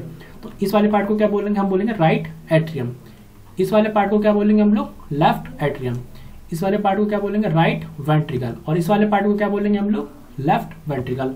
इसके नाम समझ में आया कैसे इसका नाम रखा गया, राइट और लेफ्ट। ओके, यहाँ देखो ये राइट एट्रियम है, ये राइट वेंट्रिकल, ये लेफ्ट एट्रियम और लेफ्ट वेंट्रिकल। ओके, स्ट्रक्चर की बात करें तो इसमें 3 लेयर होती है, ठीक है, हार्ट की। ये हार्ट के बाहर प्रेजेंट होती है, double wall layer for protection. ठीक है, देखो हार्ट जो है वो रिब केज के अंदर प्रेजेंट है, ठीक है, रिब के पास प्रेजेंट है। ठीक है, तो बोन से क्या हो सकता है, उसे चोट लग सकती है। जैसे हमने स्कल में देखा तो ब्रेन को बचाने के लिए वहां पे CSF थी, सेरेब्रोस्पाइनल फ्लूइड, बट यहाँ पे क्या प्रेजेंट है, पेरिकार्डियम एक लेयर है, एक मस्कुलर लेयर है। ठीक है, वहां पे क्या फ्लूइड भरा रहता है जो कि क्या करती है, हार्ट को प्रोटेक्ट करती है। अब हार्ट के लेयर की बात करें, यानी कि इस लेयर की बात करें, इन लेयर की बात करें तो इनमें 3 लेयर होती है। एपिकार्डियम जो कि आउटर मोस्ट होती है, मायोकार्डियम जो कि मिडिल होती है, और एंडोकार्डियम जो कि एकदम अंदर होती है। तो 3 लेयर होती है हार्ट की। पहली है epicardium, second myocardium, third endocardium. ठीक है, हार्ट की कितनी लेयर है, 3 लेयर है, एपिकार्डियम, मायोकार्डियम, एंडोकार्डियम। ओके, और पेरिकार्डियम बाहर होती है। ठीक है, हार्ट की लेयर नहीं है, ये हार्ट के बाहर है, ये बाहर होती है, डबल वॉल लेयर होती है जो कि क्या करती है, प्रोटेक्शन प्रोवाइड करती है हार्ट को। ठीक है, ओके, हार्ट को प्रोटेक्शन करवाएगी आगे रिब से, ठीक है, और पीछे लंग्स से, क्योंकि लंग्स भी डैमेज कर सकता है। ठीक है, लंग्स को भी डैमेज हो सकता है क्योंकि जो हार्ट है वो एकदम कंटिन्यूअस रिदमिक कॉन्ट्रैक्शन कर रहा है। ठीक है, तो डैमेज हो सकता है। उस चीज को प्रोटेक्ट करने के लिए, सिंपली कहूं हार्ट को प्रोटेक्ट करने के लिए ये होती है। ठीक है, इसके अलावा यहाँ पे क्या प्रेजेंट होती है, ऐसे नोड प्रेजेंट होती है, साइनो एट्रियल नोड। कहाँ पे प्रेजेंट होगी, एट्रिया में प्रेजेंट होती है साइनो एट्रियल नोड। जो इलेक्ट्रिकल इंपल्स है, ठीक है, जो हम पल्स चेक करते हैं ना हाथ पे, या फिर जो हम लोग सुनते हैं, तो वो कौन जनरेट कर रहा होता है, पल्स कौन जनरेट करता है, ये साइनो एट्रियल नोड ही जनरेट कर रही होती है पल्स को। ओके, बात करें सिस्टम की तो देखो फंक्शनिंग की बात करते हैं सिंपल। इसमें 2 पाथ होते हैं। ठीक है, 2 पाथ होते हैं। देखो पहले क्या हुआ, ये है वीन, ये इंफीरियर वीना कवा है, ये सुपीरियर वीना कवा है। वीन क्या करती है, वीन कैरी करती है डीऑक्सीजनेटेड ब्लड। ठीक है, तो ये क्या करती है, डीऑक्सीजनेटेड ब्लड को इस तरीके से नीचे से लेके आएगी और ये ऊपर से लेके आ रही है। ठीक है, ये जो ब्लू वाला पार्ट है इसके अंदर कैसा ब्लड है, डीऑक्सीजनेटेड ब्लड, यानी कि ऐसा ब्लड जिसमें ऑक्सीजन नहीं है। ठीक है, तो ये क्या करेगी, ये जो वीन है ये क्या करेगी, जो ब्लड है उसको किसमें भेज देगी, साइनो एट्रियल जो नोड है वो क्या करेगी, ब्लड को किसमें भेज देगी, राइट एट्रियम में। ओके, राइट एट्रियम में भेज दिया। ब्लड कहां से आया, वीन से आया और किसमें चला गया, राइट एट्रियम। राइट एट्रियम क्या करेगा, राइट वेंट्रिकल में भेज देगा ब्लड को। कहां भेज दिया उसने, राइट वेंट्रिकल में। राइट वेंट्रिकल क्या करेगा, राइट वेंट्रिकल ब्लड को किसमें भेज देगा, लंग्स में भेज देगा। ठीक है, किसकी हेल्प से, पल्मोनरी आर्टरी के हेल्प से। ठीक है, और फिर लंग्स क्या करेंगे, पल्मोनरी वेन्स के हेल्प से क्या करेंगे, ब्लड को वापस किसमें भेज देंगे, लेफ्ट आर्टरियम में। ठीक है, लेफ्ट आर्टरियम से ब्लड किसमें चला जाएगा, लेफ्ट वेंट्रिकल में, और लेफ्ट वेंट्रिकल से ब्लड चला जाएगा मेन आर्टरी ओटा में, सबसे बड़ी आर्टरी ओटा में, और ओटा से फिर सप्लाई हो जाएगी। देखो सिंपली मैं समझाऊं तो यहाँ पे कैसा पाथ है, जैसे ये वीन थी, वीन ने क्या किया, डीऑक्सीजनेटेड ब्लड को कहां भेज दिया, राइट एट्रियम में। ठीक है, राइट एट्रियम में भेज दिया। राइट एट्रियम से भेजने के बाद राइट एट्रियम ने ब्लड को कहां भेज दिया, राइट वेंट्रिकल में भेज दिया। ठीक है, राइट वेंट्रिकल भेज दिया, राइट वेंट्रिकल में। अब राइट वेंट्रिकल ने क्या किया, राइट वेंट्रिकल ने ब्लड को कहां भेज दिया, लंग्स में भेज दिया। ठीक है, क्योंकि लंग जो फिल्ट्रेशन होता है ब्लड का कहां पर होता है, लंग्स में होता है। ठीक है, कहां होता है, लंग्स में होता है। ओके, फिल्ट्रेशन कहां पे होता है, लंग्स में हो रहा होता है। ठीक है, अब इसने लंग्स के पास भेज दिया। अभी यहाँ पे कैसा ब्लड है, यहाँ पे डीऑक्सीजनेटेड ब्लड ही आगे भाग रहा है। ठीक है, डीऑक्सीजनेटेड ही आगे बह रहा है। यहाँ भी कैसा ब्लड है, डीऑक्सीजनेटेड ब्लड। बट यहाँ राइट वेंट्रिकल ने जो लंग्स के पास भेजा, किसकी हेल्प से भेजा, किस ब्लड वेसल की हेल्प से भेजा, उसे बोलते हैं हम पल्मोनरी आर्टरी। लेकिन अब तो आप कहोगे सर कि आपने कहा था कि जो पल्मोनरी आर्टरी जो होती है वो तो ऑक्सीजनेटेड ब्लड रहती है, लेकर जाती है, तो इसके अंदर डीऑक्सीजनेटेड ब्लड क्यों है। तो देखो सिंपल सी बात है, यहाँ पे ये एक्सेप्शन होता है। जो पल्मोनरी आर्टरी होती है, पल्मोनरी वेन और सिंपल आर्टरी और सिंपल वेन से डिफरेंट होती है, ध्यान रखना डिफरेंट होती है। हमेशा आर्टरी ऑक्सीजनेटेड ब्लड लेके जाती है, बट पल्मोनरी आर्टरी जो होती है वो डीऑक्सीजनेटेड ब्लड लेके जाएगी, ठीक है। और जो वीन्स होती है वो डीऑक्सीजनेटेड ब्लड लेके कैरी करती है, बट पल्मोनरी जो वीन होगी, यहाँ पे जो पल्मोनरी वीन्स वापस लेके आएगी लंग से कहाँ चला जाएगा, लेफ्ट एट्रियम में, ठीक है। किसकी हेल्प से जाएगा ये जाएगा पल्मोनरी वीन्स की हेल्प से, ठीक है। पल्मोनरी वीन्स की हेल्प से किस पर जाएगा, लेफ्ट एट्रियम। लेफ्ट एट्रियम से जाएगा ये लेफ्ट वेंट्रिकल, और लेफ्ट वेंट्रिकल से कहाँ चला जाएगा, मेन आर्टरी ओर्टा में, और ओर्टा क्या करेगा, इसको अलग अलग जगह पे ब्लड वेसल्स में भेज देगा, ठीक है, मतलब सिंपल आर्टरी में भेज देगा। ओके, तो आई होप कि समझ में आ रहा होगा। वीन क्या करेगी, डीऑक्सीजनेटेड ब्लड को राइट एट्रियम में भेज देगी। राइट एट्रियम में भेजने के बाद जो ब्लड है राइट एट्रियम में चला गया। राइट एट्रियम में जाने के बाद वो क्या करेगा, राइट वेंट्रिकल में भेज देगा। राइट वेंट्रिकल में तक जो ब्लड है वो कैसा है, डीऑक्सीजनेटेड ब्लड है। किसकी हेल्प से, पल्मोनरी आर्टरी की हेल्प से वो कहाँ पहुंच जाएगा, लंग्स में पहुंच जाएगा। लंग्स क्या करेगा, फिल्ट्रेशन करेगा, ठीक है, फिल्ट्रेशन करेगा। सिंपल मतलब ऑक्सीजन को, कार्बन डाइऑक्साइड जो है इसके अंदर, डीऑक्सीजनेटेड ब्लड के अंदर क्या प्रेजेंट होता है, कार्बन डाइऑक्साइड। तो जो लंग्स है वो क्या करेगा, कार्बन डाइऑक्साइड को ले लेगा और क्या डाल देगा ब्लड के अंदर, ऑक्सीजन डाल देगा, ठीक है। तो अब ये ऑक्सीजनेटेड ब्लड किस में चला जाएगा, पल्मोनरी वीन्स के थ्रू किस में आ जाएगा, लेफ्ट एट्रियम में, ठीक है। लेफ्ट एट्रियम से फिर ब्लड फ्लो करेगा लेफ्ट वेंट्रिकल में, लेफ्ट वेंट्रिकल से ओर्टा में ब्लड जाएगा, और ओर्टा क्या करेगा, सप्लाई दे देगा हर जगह, ठीक है। तो ये है एक्चुअल में सिंपल पाथवे।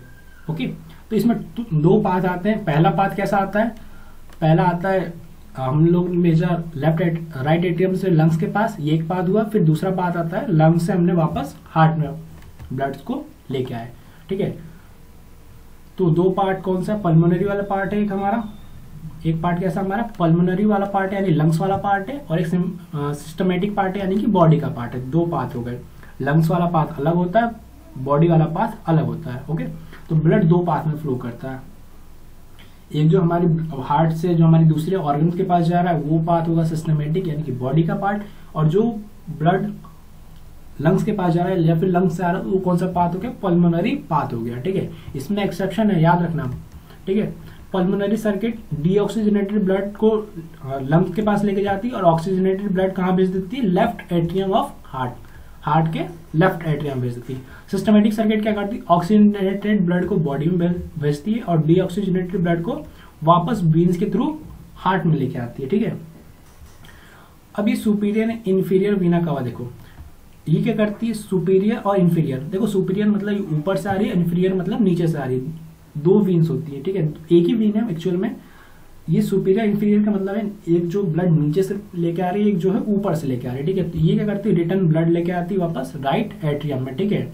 याद रखना ओर्टा के अंदर ऑक्सीजनेटेड ब्लड होता है जो कि वो दूसरे को सप्लाई करती है। लेके कौन आता है, सबसे बड़ी वीन वीना कवा, ठीक है, कहाँ लेके आते हैं, राइट एट्रियम में, ठीक है। ये है हमारी इंफीरियर वीना कवा, ये हम पीछे साइड में सुपीरियर वीना कवा। ये जो पार्ट है हमारा, ये हमारा सुपीरियर वीना कवा है।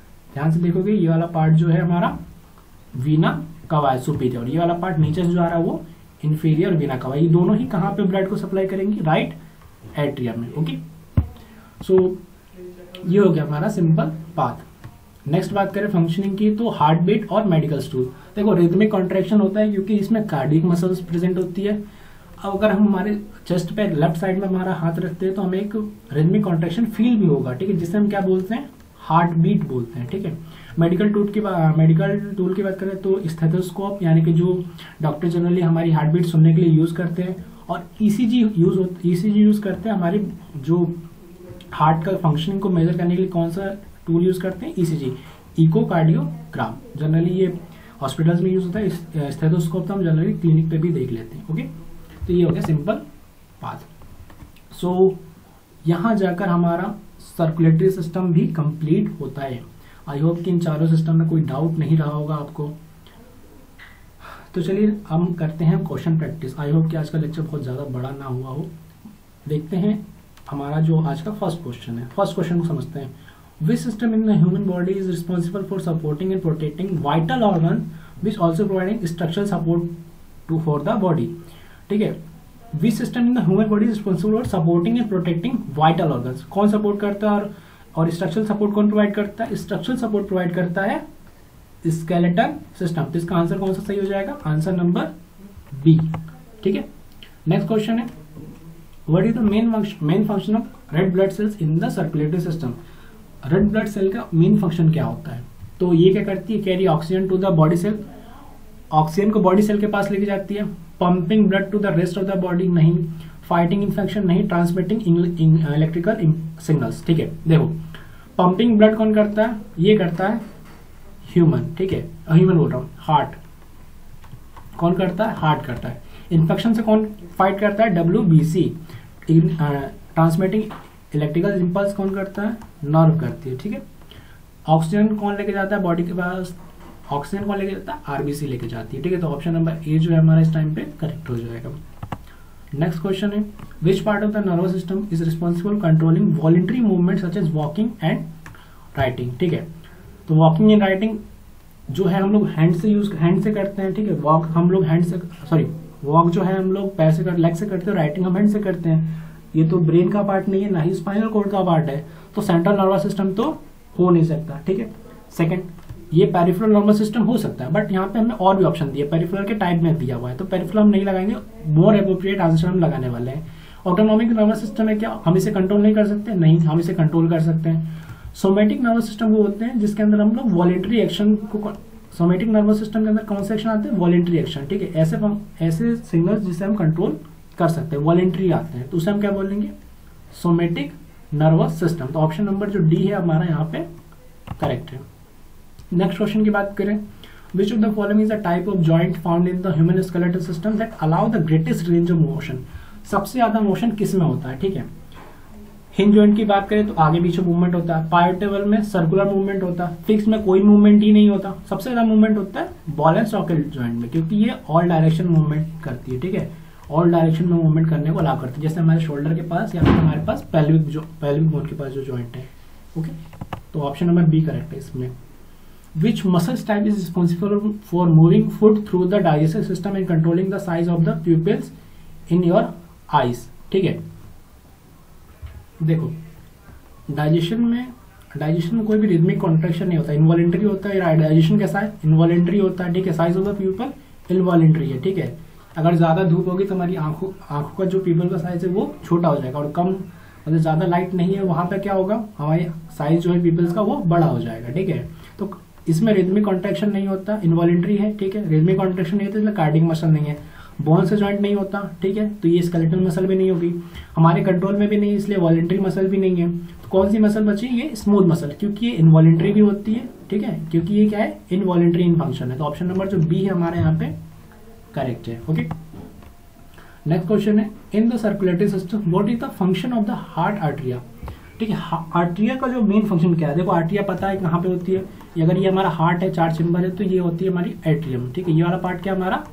एट्रियम। ये दो क्या हमारे? एट्रियम है। ये हमारा राइट एट्रियम है और ये हमारा लेफ्ट एट्रियम। ओके, क्या है? ये हमारा राइट एट्रियम है और ये हमारा लेफ्ट एट्रियम है। तो ये क्या करती है? ब्लड को किस में भेज देती है? वेंट्रिकल्स भेजती है। यहाँ से कहाँ भेजती है? वेंट्रिकल्स भेजती है। ओके, तो ये क्या कर रही है? Pumping oxygenated blood to the body. नहीं, बॉडी में पंप नहीं करती। ठीक है, वो वेंट्रिकल्स कर रहे हैं। Pumping blood to the lungs for oxygenation. हाँ, पंपिंग करते हैं ब्लड को to the lungs for oxygenation. नहीं, वो वेंट्रिकल्स ही करते हैं, वेंट्रिकल्स यहाँ से भेजता है और वेंट्रिकल ही करता है। Okay, regulating blood pressure. नहीं, ब्लड प्रेशर को रेगुलेट नहीं करते, वो ऐसे नोट रेगुलेट करती है ब्लड प्रेशर को। ठीक है, रिसीविंग ब्लड फ्रॉम द, वैसे ब्लड प्रेशर को पूरा हार्ट कंट्रोल करता है। Receiving blood from the body and sending it to the ventricles. हाँ, ब्लड को रिसीव करती है और किसके पास भेज देती है? वेंट्रिकल के पास। तो ऑप्शन नंबर जो सी है हमारा करेक्ट हो जाएगा। ओके, नेक्स्ट क्वेश्चन की बात करें, which part of the nervous system is responsible for fight और flight response during times of stress and danger. Danger और स्ट्रेस यानी कि इमरजेंसी वाली कंडीशन में कौन सा नर्वस सिस्टम हमारा स्टार्ट हो जाता है? सेंट्रल नर्वस सिस्टम नहीं, पेरिफेरल नर्वस सिस्टम नहीं, ऑटोनोमिक नर्वस सिस्टम हाँ। कौन सा सिस्टम हमारा एक्टिव होता है? Autonomic nervous system. ये सिस्टम ऑटोमेटिक एक्टिवेट नहीं होते। स्ट्रेस में कौन सा सिस्टम एक्टिवेट होता है? कौन सा सिस्टम काम कर रहा होता है? Autonomic system. ऑटोनॉमिक के अंदर भी हम अगर आंसर देखें तो कौन सा आएगा? सिम्फेथेटिक नर्वस सिस्टम। कौन सा? सिम्फेथेटिक नर्वस सिस्टम। नॉर्मल कंडीशन में कौन सा काम करता है? पैरा सिम्फेथेटिक। और नॉर्मल कंडीशन नहीं है, स्ट्रेस और डेंजर में कौन सा काम करता है? Sympathetic nervous system. ओके, अब क्वेश्चन पूछा गया था biceps and triceps muscles are example of which type of muscles in the human body. देखो बाइसेप्स और ट्राइसेप्स किस टाइप की muscles? Cardiac muscle, smooth muscle, skeletal है, इनवॉलेंट्री। देखो इनवॉलेंट्री नहीं होती क्योंकि इसे हम कंट्रोल कर सकते हैं, ठीक है। कार्डियक नहीं होती क्योंकि उसके अंदर क्या नहीं होता? इनवॉलेंट्री नहीं होती, सिंपल सी बात है, तो कार्डियक भी नहीं होगी। रिदमिक कॉन्ट्रैक्शन की बात करने की जरूरत नहीं है। स्मूथ मसल नहीं होती क्योंकि वो स्मूथ मसल कैसी होती? इनवॉलेंट्री होती। बट बाइसेप्स ट्राइसेप्स कैसी मसल्स है? वॉलेंट्री मसल, तो स्मूथ मसल भी नहीं होगा। कौन से मसल हो जाएगा? स्केलेटल मसल, क्योंकि बाइसेप्स और ट्राइसेप्स किससे जुड़े होते हैं? बोन से जुड़े होते हैं। किस टाइप की मसल्स हो गई है? ये हो गई skeletal muscle. Okay, next question है what is the role of valve in the circulatory system. Valve का क्या रोल है? देखो बॉडी टेम्परेचर नहीं, बॉडी टेम्परेचर नहीं करता। बॉडी टेम्परेचर कौन रेगुलेट करता? Hypothalamus. Controlling the flow of blood in one direction. Yes, कौन सा ऑप्शन नंबर बी हमारा सही है? ब्लड के फ्लो को एक डायरेक्शन में कंट्रोल करता है, ये वापस ब्लड लौट के ना जाए, उसको कौन देखेगा? उसको कौन कंट्रोल करेगा? वॉल्व कंट्रोल करते हैं, ठीक है। इलेक्ट्रिकल इंपल्स को ट्रांसमिट नहीं करता और एंटीबॉडीज नहीं बनाता। ओके, नेक्स्ट क्वेश्चन क्या? Which mineral is essential for the proper functioning of the skeletal system and deficiency can lead to the condition like osteoporosis, ठीक है। अब इसमें से किस मिनरल की हमें ज्यादा रिक्वायरमेंट होती है स्केलेटल सिस्टम में? जो हमारी बोन्स होती है किससे बनी होती है? कैल्शियम से मिलकर बनी होती है। तो हमारा ऑप्शन नंबर बी जो है हमारा करेक्ट हो जाएगा। यही मिनरल हमें चाहिए जिससे हमारी बोन्स क्या रहे? स्ट्रॉन्ग रहे और प्रॉपर फंक्शन करे। तो ऑप्शन नंबर बी हमारे यहाँ पे करेक्ट हो गया। सो आई होप कि जो आज का जो हमारा वीडियो लेक्चर था वो आपको अच्छी तरीके से समझ में आया होगा। जितने भी सिस्टम हमने पढ़े आज, ऑर्गन सिस्टम, चाहे वो स्केलेटल हो, चाहे वो मस्कुलर हो, चाहे वो नर्वस हो, चाहे वो सर्कुलेटरी हो, आपको अच्छी तरीके से समझ आए हो, ठीक है। अगर आपको किसी भी तरीके का डाउट है तो आप हमें कांटेक्ट कर सकते हैं इस नंबर पे। और अगर आप चाहें कि आप हमसे 1-to-1 कांटेक्ट करना चाहते हैं, 1-to-1 मेंटरशिप लेना चाहते हैं, तो हमारे मेंटरशिप प्रोग्राम को भी ज्वाइन कर सकते हैं, ठीक है। अगर आपको ज़्यादा जानकारी चाहिए तो आप हमारे इस नंबर पे कांटेक्ट कर सकते हैं। सो आई होप कि आज का जो वीडियो लेक्चर था आपको कंप्लीटली समझ में आया होगा। अगर कोई डाउट होता है आप 1-to-1 मेंटरशिप ले सकते हैं या फिर हमसे डायरेक्टली कांटेक्ट कर सकते हैं हमारे इस नंबर पे। So thanks for giving your precious time. At the last, thank you so much.